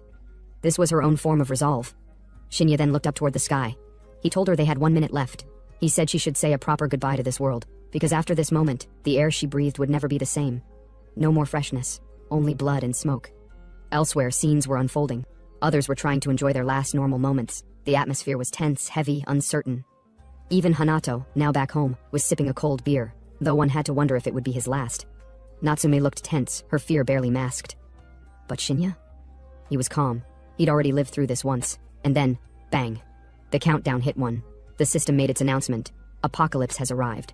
Scene shifts, and we see a man fled through the building, calling for help as he stumbled into a room already taken over by the infected. Their bodies twitched unnaturally as they turned toward him, closing in while he scrambled back on the floor. He tried to bargain with whatever was watching him, clutching a small boxed cake as if it could save him, but the infected didn't slow. His screams echoed outside until they were cut off. News soon spread across the world. Pillars of light had appeared at midnight on May 25th, and right after, swarms of hostile creatures emerged. Early investigations confirmed these things showed no signs of life, behaving like zombies. Anyone bitten turned into one as well, prompting authorities to urge everyone to stay indoors. Natsume read the alerts on her phone, stunned as she realized everything Shinya had warned about was real. Online, people argued in confusion, tossing theories back and forth. Shinya cut through the noise, telling her they'd deal with explanations later. For now, he needed her to focus and open her inventory. She did as he instructed, summoning the glowing interface in front of her. He pointed to the crystals, telling her to use them to reach level 10. She followed through, leveling up quickly, before asking what came next. Shinya was already outside on his bike, telling her to get on. The moment she climbed behind him, he sped off. She asked where they were going, clinging to him as the road blurred beneath them. He explained they were heading for a special dungeon, since the outbreak had already begun, with access to information no one else had. Waiting around made no sense. If they didn't act now, there was no point in having that advantage. The bike cut through the wind as he laid out his plan. They would build their own power from the ground up, and conquering dungeons was the fastest way. This time, he vowed to reach the Grand Slam first. He said they were almost there. She asked if they were really going straight into it, her voice low with shock. He told her to hold on tight. As the light faded, Shinya announced their arrival. Natsume steadied herself and looked around, unsettled by how the surroundings had completely shifted. They stepped into a strange crimson world. Shinya explained they had entered a special domain, a place sealed off inside the red light. From outside, it looked like a single pillar, but inside it functioned as a completely separate space. Before they could examine it further, they spotted a group ahead. A man and a woman in workout clothes approached first, surprised to see others inside. Two familiar classmates followed behind them, demanding to know why Shinya and Natsume were there. More people gathered around, all confused and shaken. Natsume asked if this matched the reports from earlier. Shinya told her the news didn't matter right now. What mattered was understanding their situation. The others tried to make sense of it, realizing the red light had transported them, and now they were trapped inside what felt like a mountain. Introductions began. The muscular man introduced himself as Tomitsu, a trainer, and the woman beside him gave her name as Kana, one of his students. The two classmates explained they had brought their own students here for practice, and an older man introduced himself as the bus driver who had been forced to stop when the light appeared. Shinya and Natsume kept their responses brief. She mentioned her studies. He added nothing extra. The tension grew when rustling echoed from the bushes. Shinya warned everyone to stay alert, signaling Natsume to prepare herself. A few leaves shook loose before the figure stepped out. Natsume muttered that it was a zombie. Shinya confirmed it, watching its movements closely. The creature spotted the group and erupted into a shrill roar. Zombie lunged at one of the students, knocking him to the ground before he could react. Panic broke through the group, but Tomitsu charged forward without hesitation. His kick slammed into the creature's chest, sending it crashing across the dirt. The body skidded to a stop, motionless for a moment. Tomitsu stepped back, shaken by the force he'd used, insisting it had been self-defense. The others cautiously gathered around, trying to make sense of what he had done. Before they could settle, the corpse twitched. The zombie rose again, its neck twisted and bones cracking back into place. Tomitsu froze as the creature's jaw gaped unnaturally wide. His student shouted at him to move, but the zombie was already leaping toward him. Tomitsu caught it mid-air, using brute strength to grapple it, but the infected thrashed violently. Blood splattered across his arms as the monster clawed at him. Silence hung over the group until they noticed something glinting in the dirt. A knife protruded from the corpse's skull, thin, sharp, and buried to the hilt. Everyone turned toward the person standing behind it. Shinya wiped the blade once against his sleeve. He had ended the fight in a single strike, stepping in exactly when he meant to. He told the others to find weapons immediately if they didn't want to end up dead. The group rushed back to the bus to search for anything they could use. The interior was picked clean. No tools, no emergency gear, nothing. Tomitsu smashed a seat apart to improvise a club, while the driver insisted weapons should have been stocked somewhere. Shinya told them to search properly. As they fanned out, Shinya pulled the driver aside. The old man followed him quietly, confused by his tone. Behind them, Tomitsu and his student argued about Shinya's earlier movements, wondering how he had carried a knife. Shinya examined the bus floor and asked if it still ran. The driver grimaced and said the engine had died. Tomitsu suggested moving everyone outside for a status report, wearing a confident grin as he waited. One of the boys questioned why he suddenly brought it up, but before anyone could answer, another explained that the bus's strongest defender was already out of commission. Outside, the group gathered around the stalled bus. Someone pointed out the scent drifting from the bus's containers. Another explained that two zombies had chased them earlier and the bus had run out of gas. The large man confirmed the obvious problem. When Tomitsu asked if finding parts would fix things, the other man, or say driver, nodded, mentioning a gas station in the next town. They agreed to split into two groups, one searching for fuel, while the other stayed to guard the bus. The two troublesome students immediately volunteered to stay behind, refusing to risk going outside. Natsume reminded them not to decide on their own. He noted that they were the only ones with weapons, and if they didn't want to hand them over, they needed to join the search. A moment passed before the athletic girl raised her hand, offering to go as well. She explained that she ran around the area often and knew the roads. Tamitsu agreed to stay and guard the bus as she joined the search team. He told them to be careful. The three, Shinya, the athletic girl, and Natsume, headed into the woods under the fading light. As they walked, Natsume thanked the athlete girl for coming along, noting how her presence made things easier. The athlete quietly agreed that they needed to look out for each other. Shinya suddenly paused, sensing something ahead. When she asked what it was, he replied that they had arrived. A distant rumble followed. Dozens of zombies burst through the trees, rushing toward them in a swarm. Shinya handed Kana Nagahisa, the athletic girl, a knife. She hesitated, unsure why he was giving it to her. He told her to stop standing still and prepare. She nodded quickly, gripping the knife with both hands. Kana asked what he planned to use if he gave his blade away, but Shinya simply lifted another weapon, telling her not to worry about it. A zombie staggered toward them, its red eyes glaring through the dark. Shinya pointed out the eyes and neck as its weak points. As the creature lunged, he stepped in and slammed it to the ground, forcing its head down with one hand. His blade pierced through its skull, ending it cleanly. He told them to remember, eliminate a zombie by destroying the brain. Natsume and Kana steadied themselves as more zombies rushed out. The two girls moved back together, trying to follow Shinya's instructions. Another zombie sprinted toward them, forcing them to retreat. Natsume's breath shook as she tried to focus. One zombie tackled her, pinning her to the ground. Panic rose in her eyes as she struggled beneath its weight. Shinya reminded her that a single bite would turn her into one of them. She forced herself to calm down. She focused on his earlier warning, that they weren't human, and aimed for the weak spots. The mutant lunged again. Natsume struck at its eye, then its neck, pushing it back with all her strength. Her strike landed cleanly, cutting deep. The zombie collapsed over her, its weight pressing her to the ground. She pushed it aside, breathing hard as she tried to steady herself. Natsume hurried to her side as she pulled herself up. She barely had time to recover before another zombie charged straight at her. The girls froze for a moment, watching Shinya cut down a zombie with a fast, clean motion. For an instant, Shinya stared in shock as another zombie lunged at Shinya from behind. He turned quickly, avoiding the bite, and crushed its skull in a single blow. Natsume stared as Shinya avoided another attack from behind and crushed the zombie's skull without losing focus. He cleared the remaining zombies one after another, his movement steady and efficient, as if the fight barely challenged him. Shinya reminded them to keep moving since more zombies would gather. Natsume admitted it was her first time fighting and braced herself to continue. Kana whispered to her that Shinya's physical stats seemed far beyond normal, especially given how calmly he fought. The three of them continued forward through the blood-soaked path. Back at the bus, the driver panicked when zombies began pressing against the windows. The group inside realized the bus wouldn't hold if the horde kept growing. Someone shouted for help as the zombies reached for the shattered glass, threatening to break inside at any moment. Tamitsu glared at the man beside him, frustrated that the others weren't helping as the zombies kept pushing toward the bus. The man hesitated, too scared to move, and Tamitsu clicked his tongue at the uselessness of it. A sudden strike from a zombie made another passenger flinch, but Tamitsu stepped in and fought back, refusing to let fear slow him down. Despite the pressure, he dragged one of the panicking men upright, scolding him for freezing. Another passenger insisted it was reckless, but Tamitsu ignored him and demanded he fight too. His words only made the man shrink further. Tamitsu sighed in irritation, realizing he couldn't rely on anyone here. Outside, he shoved the frightened man toward the zombies, hoping to create room for the others inside the bus. The impact sent the man stumbling, and within seconds the zombies swarmed him. His screams cut through the street before they were drowned out, leaving the remaining passengers pale and speechless. Inside the bus, the driver trembled when Tamitsu barked at him to keep the bus moving. The man nodded weakly as Tamitsu muttered to himself about the hopelessness of relying on people like this. Far from the bus, Shinya, Kana, and Natsume continued forward. Kana kept glancing at her surroundings, trying to understand why Najashita still wasn't overtaken by the horde. Blood-stained grass and scattered bodies marked the path as Shinya led them with steady steps. Kana finally called out to Natsume, asking about the route ahead. Natsume answered quickly, trying to hide her unease. Shinya reminded them to stay alert since the area was crawling with zombies, and one mistake could cost them. Kana and Natsume followed Shinya through the dim forest path. Shinya noted how strangely quiet the woods were, wondering why no zombies had appeared yet. When he sensed movement gathering behind them, he realized the silence had been a warning, not a relief. A swarm of zombies advanced across the clearing. Shinya stepped forward without hesitation, preparing himself, knowing there were still things he needed to do. Far ahead, a broken bus was surrounded by survivors. Tamitsu argued with the older driver about whether the engine could be repaired. The mechanic admitted it would run only if they had gasoline, which they didn't. Panic grew as the zombies closed in on every side. Ren, the boy from the group, tried to calm the group, but his voice trembled as he insisted he wasn't asking for anyone's unreal expectations. He begged for cooperation, desperate for any solution. Tamitsu rose from his seat, towering over Ren. He dismissed Ren's plea, saying the bus needed someone stronger than him to defend it. He declared that the others were more valuable than a weakling like Ren. Ren tried to reason with him, but Tamitsu's patience snapped. He moved forward, threatening to throw Ren out to distract the zombies. Ren froze, unable to hide his fear as Tamitsu approached. Tamitsu's aura flared violently, his eyes burning red as he blamed Ren for being too weak to handle the situation. Ren sprinted through the clearing, lungs burning as the zombies closed in behind him. His legs shook, but fear kept him moving, while dozens of dead eyes followed him with silent focus. Inside the bus, Tamitsu watched Ren from the blood-smeared windshield. He noted that Ren had been running for nearly 10 minutes and called it impressive. Hiroto, the bus driver guy, stayed beside him, worrying about why the gasoline group still hadn't returned. Tamitsu grew irritated when Hiroto questioned him. He grabbed one of the men sharply, insisting the two who left did so by their own choice. He claimed he was protecting the group, demanding they stop pretending he was at fault. The man submitted quickly under Tomitsu's glare. Even so, Tomitsu acknowledged to himself that Ren couldn't last much longer. If the gasoline group didn't return soon, he planned to use Ren as bait again. Ren stumbled across the rocky ground, breath breaking apart as the zombies tightened their circle. He slipped and fell just as the closest corpse reached for him. Its jaws snapped inches from his face. Before the bite landed, Shinya cut through the zombie's skull, sending it collapsing beside Ren. Kana and Natsume rushed up behind him as the remaining zombies dropped around them. Ren hit the ground in shock, staring at the three who had saved him. Ren crawled closer to Shinya, begging for help. His voice broke as he explained that Akira had turned into a zombie. Shinya asked what happened, and Ren pointed toward the woods where the transformed Akira advanced with glowing red eyes, accompanied by another zombie that had once been human. He described how a large number of zombies appeared right after Shinya's group left to look for gasoline. Two of the survivors had tried to lure the zombies away from the bus to buy time, but both were caught and turned. Thanks to their sacrifice, the mechanic managed to repair the bus. Tomitsu called for the gasoline so they could escape immediately. Ren's expression twisted. He shouted that Akira died because Tomitsu forced him out. He accused Tomitsu of planning to throw him out next. Kana and Natsume froze at the accusation, realizing what Tomitsu had done. Ren pointed directly at Tomitsu, calling him a murderer. Tomitsu brushed off Ren's accusation with irritation. He claimed Ren was no different. Ren staggered toward Shinya, panicking and trying to deny Tomitsu's claim, saying it was a misunderstanding. Tomitsu defended himself loudly. He argued that he acted for everyone's sake, pointing out that they had no weapons, and that if he hadn't intervened, the entire bus would have been taken over already. He blamed the dead boy for heading out without his gear and pointed at Ren's uninjured state as proof he hadn't been in danger. Natsume saw through it. She called out Tomitsu for justifying his own actions, saying he had fed others to the zombies instead of protecting them. Tomitsu snapped back, claiming survival was the only priority. He killed a zombie near the bus window to prove his point, stressing that nothing mattered more than getting out alive. Kana tightened her grip on the weapon. Tomitsu noticed it and muttered that the weapon turned out better than expected. Kana quietly stated she could finally shut up Shinya and the others about her usefulness. When Natsume questioned her, Kana admitted she had planned from the start to steal the weapons and hand them to Chokudera. Shinya listened but kept his focus sharp, whereas Kana apologized, saying she couldn't hand the weapons over. Tomitsu grew furious at that, demanding Shinya surrender everything and mocking the idea that a teenager could protect them. Kana stepped in and claimed Chokudera had made a mistake by listening only to Tomitsu. She placed her trust in Shinya, saying she saw how he fought. Tomitsu dismissed her outright, refusing to follow someone younger and swearing he'd take the weapons by force. His aggression flared so intensely that Shinya's system registered killing intent. Shinya recognized the shift immediately. A mission appeared before his eyes, urging him to eliminate the source of the killing intent. His expression hardened as he recalled the system's rule. Even killing someone inside a zone left no evidence behind. Shinya walked through the blood-soaked street, unfazed by the horde closing in around him. Tomitsu watched from the bus with a tightening jaw, struggling to understand why the first mission after the apocalypse involved killing a human. Beside him urged him not to do anything reckless, insisting they should avoid provoking those who held the gasoline and weapons. Tomitsu tried to suppress his frustration, but he kept glancing at Shinya, baffled by how calm he remained despite being surrounded by zombies. As Shinya cut through the undead with effortless precision, he noted to himself that special mission targets now included humans, not just zombies. Tomitsu stiffened as Shinya suddenly appeared below them. The field cleared in an instant. Tomitsu sputtered in disbelief, unable to understand how Shinya wiped out every zombie so quickly. When Shinya looked up at them, Tomitsu instinctively stepped back. Tomitsu demanded to know what Shinya wanted. Shinya answered bluntly that he came to kill. Tomitsu moved first, swinging fast, dodged with ease the driver guy, panicked and trembling, said Shinya couldn't touch the driver, but Shinya snarled at him to stay quiet. Tomitsu reminded him that he was the only one who could drive the bus, threatening him to keep his mouth shut. Shinya stepped forward again, and Tomitsu attempted a punch, only to have his wrist seized and twisted. Pain exploded through Tomitsu's arm as Shinya drove him to the ground. Tomitsu landed hard, scrambling back and begging for his life, promising to follow any order if Shinya spared him. Shinya looked down at him, unblinking, his expression darkening. He asked if that wasn't exactly what Kana and the others had said to Tomitsu earlier. Tomitsu's eyes widened, realizing Shinya's intentions were serious. The boy who'd been treated like a weak student now stared at him with eyes intent on killing. Shinya said humans like Tomitsu always claimed they had no choice. He stepped closer, explaining that for people like him, killing humans was easier than killing zombies. Shinya closed in on Tomitsu with steady steps, stating coldly that keeping someone like him alive would only lead to more deaths. Kana and Natsume watched from behind, unsettled by how calm he remained. While Tomitsu panicked and swung wildly, he shouted for Shinya to stay back, but Shinya slipped past his desperate attack and struck once, sending him crashing into the bus. As Tomitsu collapsed, Shinya's system confirmed the special mission was complete and the killing intent eliminated. Nearby, Kana was refueling the bus when a zombie lunged at her from behind. Before it reached her, Shinya cut it down and told her to keep focusing on the fuel. Kana steadied herself and finished pouring the last of it in. The bus driver called down, asking about the fuel level. Kana answered that she had put everything in. Shinya told him him to start the engine. The bus driver slid into the seat and turned the key until the damaged engine finally roared to life. Zombies began pouring in from every direction. The bus driver shouted for everyone to get inside quickly. The students scrambled aboard just as the horde reached the bus's sides. Once the doors shut, the driver yelled that everyone was on board and stepped on the pedal. But the engine struggled and couldn't build enough speed. Kana grit her teeth, refusing to accept that all their effort would be wasted. The bus driver shouted that the engine was damaged, and they couldn't outrun the horde. Shinya gave a simple instruction: to Mitsu's corpse as bait. The driver froze for a moment, startled, then realized what Shinya meant. He grabbed the body and threw it out the door, Ren murmuring to himself that this small act might let Akira rest a little easier. Moments later, the corpse hit the asphalt with a wet thud behind them, swallowed by the dying light. Up ahead, the road curled through forested hills. Ren leaned over the driver, telling him to hurry. They needed to get rid of the body. Fog swallowed the mountains as the bus pushed deeper in. In the back, Shinya sat alone, lost in his own silence until Natsume approached him, guilt tightening her voice. She apologized, first vaguely, then directly, for tolerating the other's attitude toward him. Faces of their old group flickered through her mind like ghosts. Coming here had opened her eyes to human nature. She'd realized how easily people betrayed one another when survival was on the line. Some even killed without hesitation. Shinya met her gaze quiet. What she saw today was only the beginning. The real nightmare started now. He warned her to be suspicious of everyone. Trusting others carelessly in this apocalyptic world was nothing but a death sentence. Only she could save herself. C asked softly what he meant, prompting her to study him, wondering what kind of life had carved that look into his eyes. Before he could answer, the bus driver shouted for them to look ahead. Strange construct pulsed in the center of the road, a massive metallic device humming with blue energy that danced like lightning across its surface. No one understood what it was, but all of them felt the same dread crawling under their skin. The device spoke through text across its surface, proclaiming itself a gate. If they wanted to leave this world, they had to enter. The moment someone stepped inside, a 5-minute countdown would begin. When the gate sealed, anyone left outside would turn into a zombie and be thrown back into the real world, alive or not. One by one they stepped through, swallowed by blinding blue light. Inside, they found an expansive interior, a strange master's house filled with towering shelves and unopened chests. 7 boxes in total, each containing the spoils of war. He noted how many people they'd originally started with, then quietly acknowledged the gap. 2 dead along the way, leaving extra spoils to be divided among whoever was still breathing. That alone explained why some survivors turned on their own, killing just to monopolize rewards. They were the type who embraced that ruthlessness. Executors. That was what they called people willing to reset the rules of this warped world through bloodshed and ambition. The system could be rewritten, but that tale would come later. For now, everything they gained depended on those violent few. Outside the gate, others hesitated. 2 of their people had already gone inside. Ren asked what they should do now, doubt draining the color from his voice. Kana weighed the situation and admitted she wasn't certain, but believed returning the original way was safer. Ren thought that she intended to abandon the strongest member of their group, but she shook her head. They'd only gotten this far because of him. If they split now and ran into zombies, they were finished. She trusted Ichiro's judgment more than her own fear. Silence settled between them before they reluctantly followed. Inside the master's house, the blue gate pulsed behind Shinya. Natsume greeted Kana with bright relief, calling out that she had made it. He turned slightly, acknowledging her arrival as she stepped through with the others. She admitted she came because she believed in all of them. Shinya paused, unsure how to respond. Everyone had arrived. With the gate sealed, he told them to open the boxes, each one containing spoils that scattered into glowing shards and flowed into their inventories. Materials for leveling up shimmered in the air like falling crystals. Once it was over, the system would return them to the place they had been before entering. Light swallowed them again. A moment later, they stood under a bright sky, fragments of blue drifting down like digital snow. Relief washed through the group. They'd actually made it back. Shinya told them this area would be safe for a while and stepped away, planning to leave quietly. But before he could slip off, Kana stopped him. She leaned closer, eyes warm and intent, asking why he wouldn't give her his contact info. Shinya blinked, caught off guard, unsure how to answer. Suddenly Shinya's phone lit up with an incoming call, Amane Miki's name glowing against the black screen. He ignored it at least for now, letting the vibration fade into his palm as he slipped back into the building. Inside, Natsume stretched tiredly, her voice trailing through the quiet lab. Her body felt worn from the fight, and she muttered about how the outside world could become a nest of zombies in an instant. Shinya agreed. Natsume says despite the hours they'd spent surviving, barely 10 minutes had passed here. Time flowed differently between zones, and the differences even varied from zone to zone. Shinya explained all of this. Kana nodded but didn't hide her fatigue. Her first zone had drained her more than she wanted to admit. Shinya told her to rest. He'd search for the next zone alone. She tried to offer to accompany him, but he shut it down gently. Entering zones back to back would crush her. She called his name softly, stopping him at the door. He asked her what was wrong, but she hesitated, then simply told him to be careful. He reminded her not to step outside. It was too dangerous now. When she was alone in the empty room, she clenched her hand, frustration tightening her shoulders. She still wasn't strong enough. Not yet.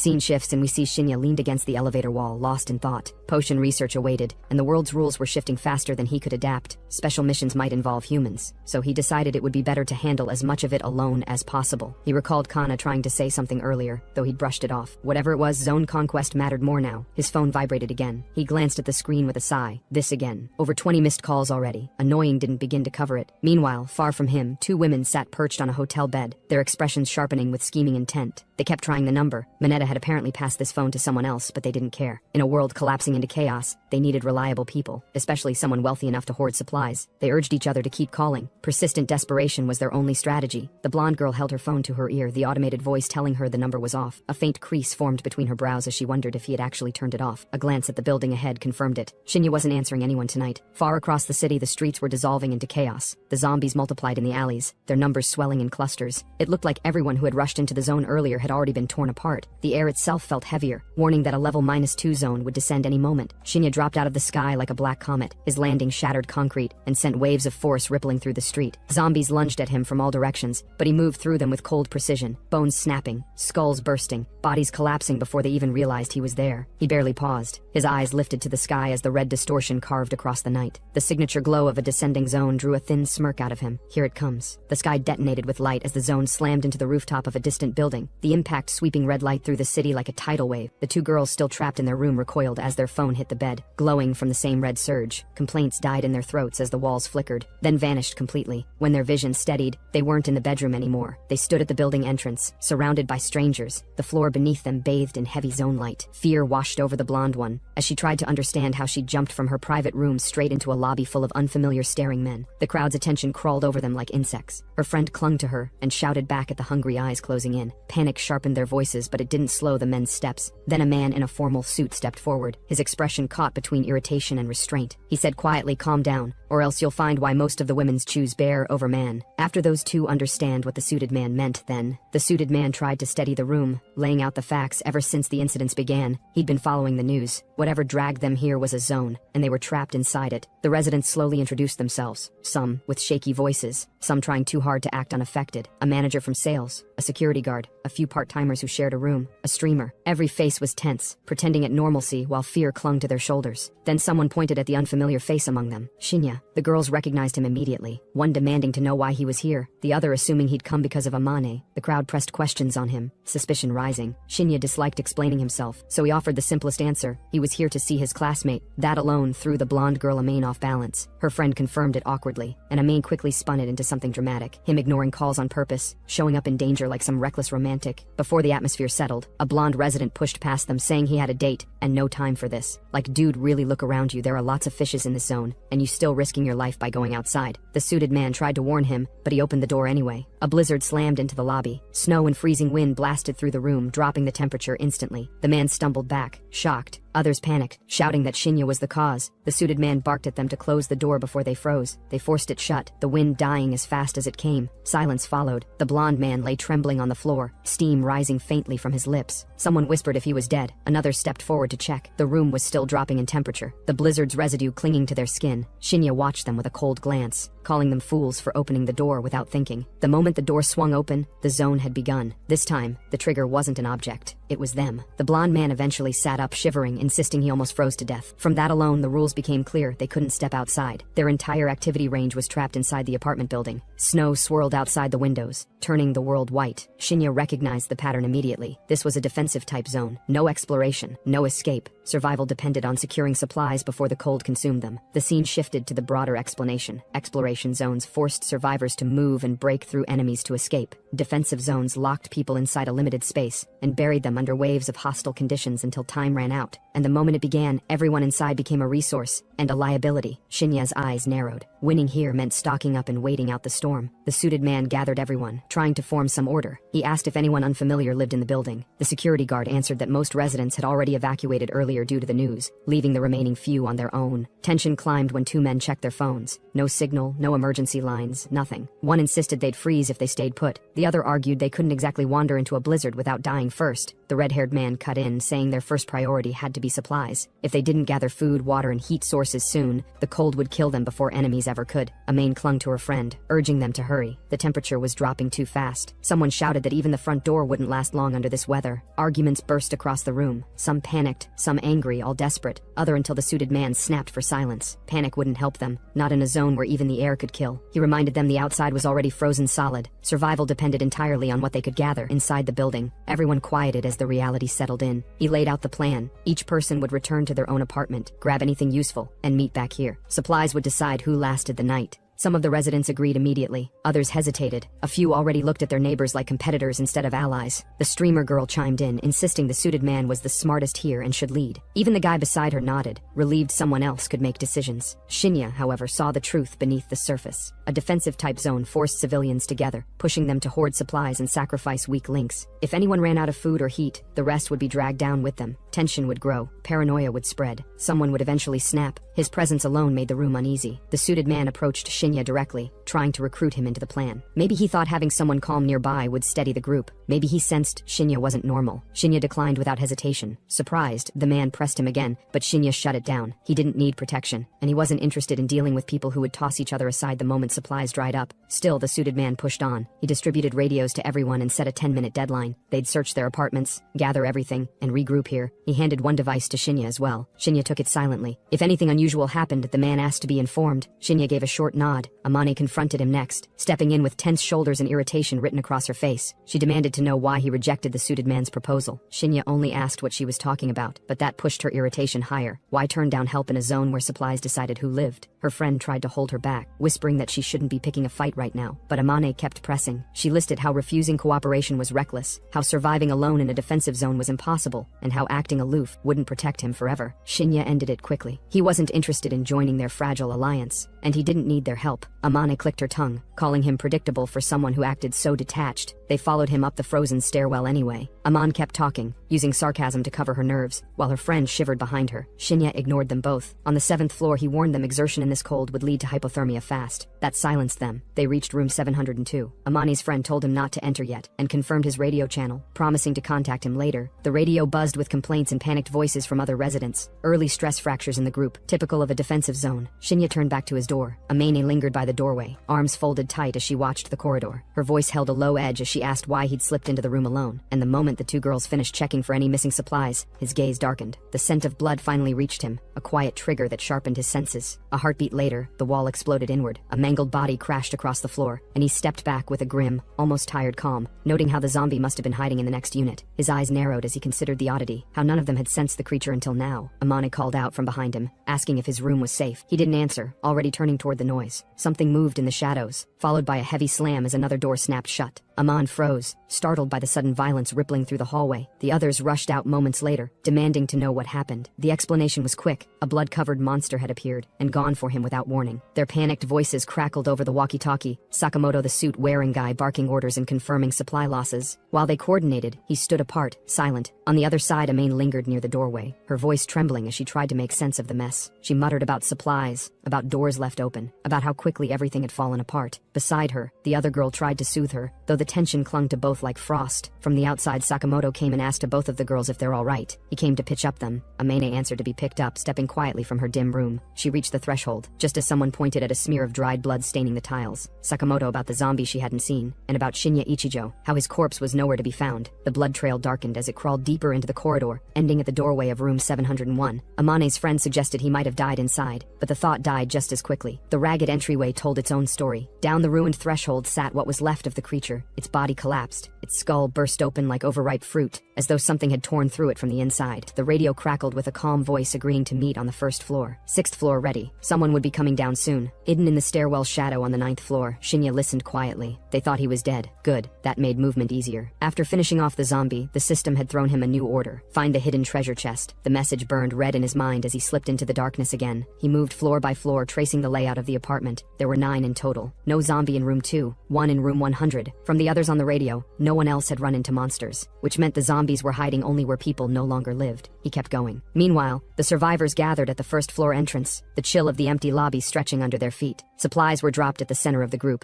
a pitiful collection, barely enough for 2 days even with rationing. Sakamoto gathered the group and laid out the problems with calm authority. No one knew how long the blizzard would last. Zombies had already appeared inside the building, and worst of all, they had no clue where the creatures were hiding now. To keep casualties down, he restricted everyone to the first floor. He taught them how to store items using their inventories, assigning each person simple survival tasks. The group clung to his confidence as if it were warmth, anything to forget the cold sinking into their bones. Meanwhile, far above them, Shinya moved silently through the dark corridors. He'd cleared the 9th floor but found no treasure chest, only corpses and quiet. He noted the pattern again. Zombies gathered only in rooms without residents. Some rooms still held minor supplies, but most were bare. The zone's rules were simple: explore, fight, and survive long enough to gather what you need. Defensive zones lasted days, sometimes more than a week. Hunger and fear would tear this group apart long before the blizzard did. He descended with steady steps. The others would remain on the first floor for a while, which meant now was the best time to move freely. If they happened to stumble on the treasure chest before him, that would become a problem. He checked the next room, 808, Sakamoto's place. The air inside smelled faintly of blood. According to the zone's mechanics, there shouldn't have been zombies here, which meant the source wasn't a monster, it was human. Downstairs, Sakamoto organized patrol teams and backup groups. The 3 women would maintain radio contact. The rest would guard the first floor perimeter. Food was limited, so Sakamoto insisted he'd handle distribution. His voice was steady, warm, dependable, enough to spark hope in a few of them. Someone commented on how reliable he was, how he'd helped many people in the building long before this crisis. Another added that he had a beautiful girlfriend named Aya. Long hair, perfect face, charming personality. They were the ideal couple, always seen together after work. But now that they thought about it, none of them had seen Aya lately. Far above them, Shinya stepped forward, his shadow stretching across the blood-darkened floor. The silhouette of a woman's legs lay just ahead. The woman's legs hung limp in the cold light. Her body sprawled across the floor like a discarded puppet. The others downstairs tried to convince themselves she was still outside, that maybe she hadn't returned yet. But the truth was already bleeding in front of Shinya. This wasn't a zombie's work. It was deliberate, human. And this is the room of Sakamoto. The body has belonged to Aya, Sakamoto's girlfriend, which meant only one thing. Down below, Sakamoto discussed the victim calmly with one of the men. The moment the red-haired guy heard the details, he clicked his tongue and declared he was done. He wasn't taking orders. He wasn't waiting in line for food. He wanted his share up front, and to move however he pleased. Sakamoto warned him, saying who went solo earlier had just died. Think carefully, the man said, almost bored. Killing 1 or 2 people didn't bother him. He trusted himself more than the group. A flash of anger rippled through the survivors, but Sakamoto lifted a hand, composed as always. If he wanted to go, let him. They would just reorganize. But before any plan could settle, the air outside split open with a roar. A swarm of zombies surged out of the snow-smothered streets, their eyes glowing like dying coals. Gunfire erupted instantly, flashes of light cracking through the dusk as the defense squad unloaded round after round. The bodies hit the pavement in heaps, limbs twitching. Smoke rose around the survivors as they shouted for ceasefire. Area secured, for now. One of the outer patrolmen, thinking he is the honored one, and removing his mask like Gojo Satoru, watched more shadows gathering beyond the ruined street. There was no end to them. More kept coming. And coming. He looked up at the blood-streaked horizon. What had the world turned into? Shinya eased open the cabinet door, finding nothing but cold emptiness. His eyes narrowed as he scanned the once more, confirming she was still untouched by infection. He stepped back into the corridor, pausing when distant voices echoed through the apartment halls. A pair of survivors shuffled down the hallway, muttering about the unending blizzard outside and dwindling supplies. They debated whether the empty rooms might hold overlooked resources. One insisted the empty rooms held zombies. The other pushed for the slim chance of hidden food. Their fear didn't stop the reckless from reaching toward a doorknob already trembling under something moving within. Before they could open it, Sakamoto stepped out of the shadows, staring them down as they panicked under his glare. The 2 stammered apologies. Sakamoto reminded them of the warnings they ignored, outlining that zombies had appeared on the same floor earlier because an empty room door had been left open. He explained the risk, pressing them to act carefully and stop making decisions. Alone, they lowered their heads. He placed a hand on one man's shoulder and urged everyone to regroup and patrol properly. The tension eased enough for them to agree. Sakamoto watched them disappear down the corridor. He adjusted his glasses, hiding whatever he thought behind the reflection, then turned to leave for the entrance. Moments later, the corridor fell back into routine. Snowstorm winds howled outside as more survivors gathered, explaining to someone new that a girl had eaten extra food. Amana snapped back in frustration, insisting she hadn't eaten all day, and that 1 cup of noodles meant nothing. She complained that even eating cup ramen made with water was beneath her, unless she was starving. Streamer Girl came in frame, telling her to stop being selfish when everyone was sharing equally. A couple of men stepped in, reminding her that the food was divided fairly and she needed to accept it. Her defiance cracked when one of the men offered his own portion, claiming he didn't eat much, and that she should take it if she was hungry. She accepted it quietly, though irritation lingered. More survivors muttered from behind, some scolding her recklessness, others trying to downplay the incident, reminding each other that scavenging was hard and supplies were scarce. Sakamoto watched from from a distance, unimpressed by the commotion. When his walkie-talkie was still on, he simply said that they could eat after the patrol. Scene shifted to the device as a signal flashed from the 7th floor. Shinya was listening all of this as he took a bite of his food, thinking to himself how quickly conflicts formed in makeshift groups. Trust always crumbled first. The blood-stained kitchen he'd seen earlier made that painfully clear. After eating, he suggested himself to rest for the day. Even so, he couldn't help noting how rare good food was in his previous life. Survival in the cold drained stamina fast. At least, he had enough strength now. A sudden shout echoed through the halls, snapping his attention toward the corridor. Sakamoto recognized Yamada's voice instantly, wondering what had gone wrong this time. Panic erupted as several survivors sprinted toward them, yelling about zombies. One man shoved past the others, terrified as an infected lunged from the shadows. Sakamoto tried to make sense of the situation, why a zombie was appearing on the 1st floor at all. Amane behind him insisted it wasn't the same one they'd seen earlier. Realization hit them. Those guys had ignored orders again and opened a door. The bald survivor sprinted down the hallway, shouting for help as the zombie closed in behind him. Another man tried to intervene, but the infected body slammed into him before he could react. He screamed for someone to stop it, realizing too late that the creature's jaws were already opening for the kill. The zombie lunged, ripping into his neck. His eyes went blank instantly, blood spraying across the narrow corridor. A second later, the corpse twitched, then rose again. Another one had turned. 2 infected shambled toward them, blood trailing behind. Someone shouted for everyone to run. Panic broke the group apart. Amane recognized the face of the man who'd just turned and shrieked that he'd been eaten. She bolted for the exit, ignoring everyone calling after her. Amane's friend caught her by the arm, as Sakamoto shouted her to calm down before she made things worse. She struggled, insisting she didn't want to die. Behind them, Sakamoto's group prepared fire extinguishers as makeshift weapons. Sakamoto decided to use an axe from the inventory, and then he shouted that they had to fight back. If they let the zombies push any further, it was over. 2 men pulled the pins, gas hissing out as they stepped forward, but one of them paused. Something felt off. His eyes widened as he pointed. One of the survivors advancing toward them was already gone. The blood-soaked figure lifted its head. It wasn't human anymore. The 2 new zombies charged, and the group fired the extinguishers, covering the hall in white fog. Through the haze, Sakamoto swung hard, striking the infected and splattering blood across the floor. One of the boys asked if they got it, but the answer came immediately. The zombie burst forward through the smoke, its jaw hanging loose. Sakamoto tried to brace himself, but the creature grabbed his head, forcing him down as it roared inches from his face. Before the bite landed, another survivor rammed into the zombie, knocking it aside. The infected body crashed to the floor, twitching violently. Sakamoto's weapon slipped from his hand, clattering across the hallway. The guy rushed to him, asking if he was okay, but their expression shifted the moment they saw movement behind him. A warning shout came too late. The zombie lunged again. Sakamoto picked the axe, smashed the infected's head with a desperate swing, driving the creature into the floor. Blood splashed across the walls. The zombie still twitched. Its limbs kept moving even with its skull torn open. Sakamoto realized the head was barely damaged. He shouted to the others that the head was the weak point. They needed to stop its movement, not its torso. They advanced again, extinguishers ready. Thick fog blasted out, pushing the creature back. But instead of retreating, the second zombie surged forward through the mist. Someone yelled that the second infected was charging at them. Panic hit the rear group. If they were caught now, it was over. The streamer stumbled as the crowd pushed. She tried to run, but the creature was too fast. Her headphones fell as someone shoved her aside, yelling at her to get out of the way. She hit the ground hard, eyes wide as the charging zombie bore down on her, shredding its way through the fog. Streamer darted toward the corridor, calling out desperately for the others not to leave her behind. The empty hall swallowed her voice, and a distant scream froze her steps. She turned back, just as the infected lurched into view. Streamer fell back, but its shadow closed over her. The zombie dropped onto her, its jaws snapping inches from her face while she shouted for help. Sakamoto finally appeared in the distance, as he was also left behind. Streamer begged him to save her, insisting she didn't want to die yet, but he only muttered for her to stay quiet. His eyes hardened as he justified himself, claiming it wasn't his fault, blaming the others who abandoned them. He pointed that she wouldn't remain human for long. He apologized weakly, stepping back. The infected dragged Streamer down, sinking its teeth deep. As she cried out one last time, Sakamoto raised the weapon over his head, choosing himself over her. Blood sprayed across the hall as he struck, yelling for the monster to die in his place. Silence followed. The remaining survivors gathered. They wondered where Sakamoto had gone and whether he was still alive, but fear pushed them to focus only on their own escape. Tension rose again when blame shifted. Voices accusing, voices defending. Rui Amane's friend and Amane were called out for earlier choices. Accusations clashed in the cold air, everyone pretending to act righteous while hiding their fear. The group fractured further, each person trying to justify what they had done to survive. No one fully innocent, no one fully willing to admit it. The boy with the trembling voice reminded them all of their hypocrisy. Every single one had fought only to survive themselves. Downstairs, the bitten girl lay motionless in a pool of darkening red. Her breath had already gone cold. The boy who found her stared at her ruined chest, the dried tears on her blood-stained cheeks. On the upper floors, chaos erupted again. Shinya tore through hordes alone, moving with a cold precision that cut zombies apart faster than they could react. The entire corridor became a storm of flashing blades and splintered bone. Bodies fell in pieces, severed mid-air, painting the walls in arcs of crimson. When the final corpse hit the floor, he stood in the center of the carnage, panting through clenched teeth, a lone shadow amid the massacre he'd carved, whereas remaining survivors stepped inside the security room. The untouched electricity confirmed someone had been here recently. They scanned the monitors. As the security monitors flicker with broken blue light, as grainy footage reveals a familiar silhouette, none other than Shinya, in monitors through camera. Someone whispers that the high schooler everyone assumed dead is still moving, still alive. Confusion ripples through the room. No one knows why he's here or how. Sakamoto clenches his jaw, realizing even his own room has been overturned. And if Shinya Ichiju saw what he did, then he's a threat that can't be allowed to speak. Sakamoto decides that he have no choice but to kill him. Sakamoto says, "As you can see, Shinya took every supply from the 6th to 8th floors, moving through the building like a shadow no one could stop. Judging from the remaining corpses, he must be carrying more provisions than any of them. Also, you can see through monitors that a zombie is released before it stands there because Tsuchiura released it earlier, and its attack left 2 companions dead. With their group already weakened, fighting more monsters for supplies is impossible. They mutter that battling Ichiju would be easier than facing another zombie. Their desperation turns sharper. The supplies Ichiju carries are the only lifeline they have left. So the idea spreads they'll kill him and take everything back. One man hesitates, asking whether killing is necessary. Maybe they could talk, but the reply is cold and immediate. He's naive. Shinya Ichiju carries a walkie-talkie, meaning he knows their situation fully, and despite that, he quietly stole everything without caring if they lived or died. Inside Komodo's mind, fear coils tighter. If Shinya Ichiju speaks, the murder he's covering up will be exposed. He can't allow that. He twists the blame effortlessly, saying Shinya never cared about them, saying it's Shinya's fault the 2 died. If Shinya hadn't hidden information, none of this would have happened, or so he claims. Amane hesitates, unsure, her eyes shifting toward the others, but the group erupts, stirred by anger and fear. They shout that Sakamoto is right. It's all Shinya Ichiju's fault. He must take responsibility. One after another they fall into line, their fear turning into a mob's fragile resolve. The crowd's fury curdles into something uglier. They twist their guilt into a weapon, convincing themselves that sacrificing 2 companions wasn't their fault, that everything falls neatly on Shinya's shoulders. And with that lie, their fear turns into unity. They move together now, not out of courage, but because blaming someone else is easier than facing what they've become. In the shadows behind them, Sakamoto smirks. Human nature, he thinks, is always the strongest blade, stronger than any zombie, sharper than any weapon. With enough fear and enough excuses, people will kill whoever they need to. His voice drops into a cold taunt as he pictures Shinya alone. The boy might know how to slaughter zombies, but humans, he says, are different. Unlike him, a man soaked in blood and hardened by his own violence, Shinya Ichiju is still naive, still human. He vows to take care of that, right up until Shinya stops breathing. A sudden flick of static rips across the monitors. The screen blurs, then dies completely. Someone shouts about a blackout. Panic spreads. They rush to the backup room only to realize the truth. The backup power they'd been relying on is finally gone. In the dark, frustration snaps. They can't track Shinya Ichiju anymore. They can't control the battlefield. But their leader Sakamoto stays disturbingly calm. First, he says, they need to break down the last scraps of information they have. Shinya was on the 6th floor when the cameras caught him last. The 8th floor had been clear. He must be moving down floor by floor searching for whatever he missed. So they form a plan. All the men will ambush him at the 4th floor and kill him instantly. Amane and her hooded companion get ordered back to bring supplies. They obey, but their eyes betray unease. Moving down the dim hallway, Amane finally asks why she was stopped earlier. Her friend shoots her a tired look. Shinya defeated plenty of zombies, yes, but he's still just one student. Sakamoto's group has the advantage in numbers and strategy. They know his movements, they know his path, and an ambush could end him before he even understands what's happening. Amane hesitates, admitting the truth. When the situation is this unclear, bold claims are meaningless. But she still believes Shinya is their last hope, even if she doesn't say it aloud. Her companion presses a finger to her lips. Only the 2 of them know Shinya's radio channel. That gives them an edge. All they need to do is wait. If the ambush crushes Shinya, they can slip behind Sakamoto's side and survive. If Shinya overwhelms them instead, they can ally with him and walk away alive. Either way, they live. If Amane had turned on him earlier, their escape route would have been gone. And now in the cold hallway filled with faint blue shadows, she finally understands the weight of that choice. Amana walks ahead with quiet confidence, praising her companion's judgment as the corridor widens into a cold blue stretch of concrete. Life, she reminds her, is always the priority. Everything else is strategy. Meanwhile, Shinya descends the stairwell to the 5th floor, tapping lightly at his earpiece. Nothing shows up on the 5th either. A faint unease trails behind him. If the guys below are lying in wait, running into them would be a headache he doesn't need. He moves toward the next door, hand closing around the handle, unaware of the ambush crouched just beneath the shadows. The men wait like predators, breath held, eyes locked on the entrance. The instant the door shift, Ichiju senses it too late. A figure lunges from the dark, swinging for his skull, but Shinya's reflexes carry him aside just in time. The man's metal axe, another swing comes from above. Rage, panic, and desperation all tangled together. Shinya slips between blows, body moving with sharp, economical precision. Then he lands a powerful kick on the man. Man slams into wall. Blood splatters across the cold tile as man's face distorts from the impact. Another yells, demanding to know why Shinya can dodge. Shinya answers simply, anyone sane would stay alert in a place like this. He asks them how they figured out his movements, but the reply is nothing but blind accusation, shouting that he stole everything, that he forced their hand. They scream for him to return the supplies. Then, twisted deeper by fear, they push the blame further. 2 people died because of him, they snarl. He's the root of all the misery they've suffered. The last man charges with a furious roar, swinging as if that accusation alone gives him strength. Ichiju meets him head-on, silent and steady, moving with a calm that makes their rage look childish. The blood-streaked boy lifted his head, pupils blown wide with panic. Before he could react, a boot slammed upward beneath his chin, snapping his jaw shut and sending him crashing back into the wall. Shinya stood amid the debris of their failed ambush, already stepping toward the next attacker as if swatting flies. The others hesitated only a heartbeat before rushing him from both sides, shouting empty courage. He tilted his head, almost curious. He asked if they planned to answer his earlier question, his voice low enough to force them to strain for it. Instead, they barked for reinforcements. 2 more men, broad-shouldered, furious, burst from the hallway and joined the charge, blaming him for stolen supplies, starvation, even death. He stepped through them like cutting through fog. One moment they were shouting, the next, they were choking on blood and dust, collapsing under the weight of their own momentum while he barely shifted his stance. He called them pathetic because they were. If they'd fought zombies with even half this reckless zeal, none of this would have happened. He seized one by the skull and ground him into the floor hard enough to rattle the frame. Bones snapped. The others froze, courage draining from their faces. The man said Sakamoto's name, begging forgiveness, claiming they had only followed him because they'd seen everything on the security camera. Shinya paused at that, eyes narrowing, a faint glint sliding across his gaze. Security camera. Sakamoto. So this is how it is. Sakamoto's voice cut through the static, demanding a report through walkie-talkie. Nothing answered back. His expression hardened. Silence meant only one thing. Damn. 4 adults waiting in ambush shouldn't fail against 1 kid. Yet every radio was dead. Fear and irritation twisted together as the truth settled. The boy wasn't the one at risk. They were, the 2 girls whispered. Something was wrong with Sakamoto. They reached out to Shinya through walkie-talkie. Amani's voice trembled as she apologized. She admitted they'd been wrong, admitted Sakamoto wanted Shinya dead, begged for information. Still silence, until Shinya finally answered. Power was out. Cameras were blind. Sakamoto only knew Shinya had been on the 6th floor. Shinya processed it quietly, then spoke the only warning that mattered. If they wanted to survive, they needed to get away from Sakamoto. Now. But hesitation cost them. Sakamoto emerged in a red haze, his glasses glowing like a predator's eyes. Shinya calmly revealed the truth. He'd been a murderer before all of this. His first victim was his girlfriend, her body still in his room. He saw Shinya enter on camera and decided to silence him next. Both girls froze, terror spreading across their faces. Sakamoto came forward, noting only that Shinya was tougher than expected. 4 people couldn't kill him. Sakamoto seized a girl and pressed the threat harder. If Shinya wanted her alive, he'd obey. Shinya's answer was cold, almost bored. He was on the 3rd floor. If Sakamoto wanted him dead, he knew where to go. That only enraged Sakamoto. He gave his ultimatum. 10 minutes, or both girls die. Behind him, the hostage could only whisper Ichio's name, her voice barely holding together. Ichio's reply came sharp and calm. Got it. Wait there. Sakamoto smirked, certain the boy had fallen for it. The 2 girls watched him, shaken, as he bragged about fooling a high schooler so easily. When they asked what he was planning, he didn't bother hiding it. His goal never changed. Shinya's life. Amane called him out for pretending to be the responsible leader while killing his own girlfriend, behind everyone's backs. Sakamoto's face twitched. He spit back that they made him into this monster, and he was tired of their judgment. With a warning, he threatened to sew her mouth shut if she talked again. He forced them forward, dragging them toward the landing. Amane's companion trembled, whispering that Shinya might not come. Panic clawed at him as he compared killers. Sakamoto's was premeditated, Shinya's forced by survival. The difference bit into his conscience, but only for a moment. At the doorway, Sakamoto told them to wait. 2 minutes to decide whether they lived or died. The silence tightened. Amani's friend finally whispered an apology to Aman, right before she turned to Sakamoto, offering her help. She'd do anything, as long as she didn't die. Sakamoto didn't believe her, but the plea amused him. 2 terrified humans were better than 1 obedient hostage. He ordered the girl closer. Aman stared in disbelief as she traded her safety for his own survival. Then, footsteps. Slow, deliberate, descending the stairwell. Sakamoto stiffened. He's here, he murmured. I can hear him. In his mind, the upper floors now belonged to him. Shinya cleared the zombies, and he planned to claim the prize. But the footsteps kept coming. The 2 teens stiffened, sensing something wrong, right before the doors burst open, and a horde flooded down the hallway. Far more than anyone expected. Screams ripped out as the mass of infected bodies thundered toward them. Sakamoto and the girl beside him panicked instantly. Don't tell me that kid opened all the room doors. Is he insane? He realized too late what Shinya intended. He wasn't just coming for Sakamoto. He was dragging the dead with him. The group bolted, shoving each other toward the security room. But Amane slipped, hitting the floor hard as a massive zombie lunged for her. She barely raised her arms before blood sprayed across her shoulder, and Shinya's blade carved through the zombie's neck. He landed between her. She gasped his name, relief breaking through fear. He didn't look back. He simply asked if she was okay. Another zombie roared at his flank. Shinya cut it down with a single motion. motion. Amane watched in stunned disbelief. Was this really the same boy they'd underestimated? He handed her a weapon, voice low. Take this. If you want to live, go back to the entrance and hide. She hesitated, asking what he planned. His answer was simple. Don't worry about me. Just stay alive. Behind her, another body fell. Blood mist clouded the air, and Shinya didn't slow once. She promised she'd wait for him. He didn't turn around, but he heard it. Further in the hall, the mob of zombies kept multiplying. Panic swallowed Sakamoto's group as they ran. At this rate, we'll be eaten. Sakamoto's voice snapped at his trembling companion. You said you'd do anything, right? Sakamoto didn't hesitate. He shoved the girl forward, using her like a shield as the swarm closed in. Then die in my place, he barked. The girl's screams split the hallway. VR hands grabbed her from every side, dragging her backward into a wall of teeth and hunger. She begged for help, voice cracking. He glanced back once, realizing he couldn't hold them off alone. Panic gnawed at his face as the undead thundered after him. Damn it, go away. He swung wildly, but one fast zombie lunged.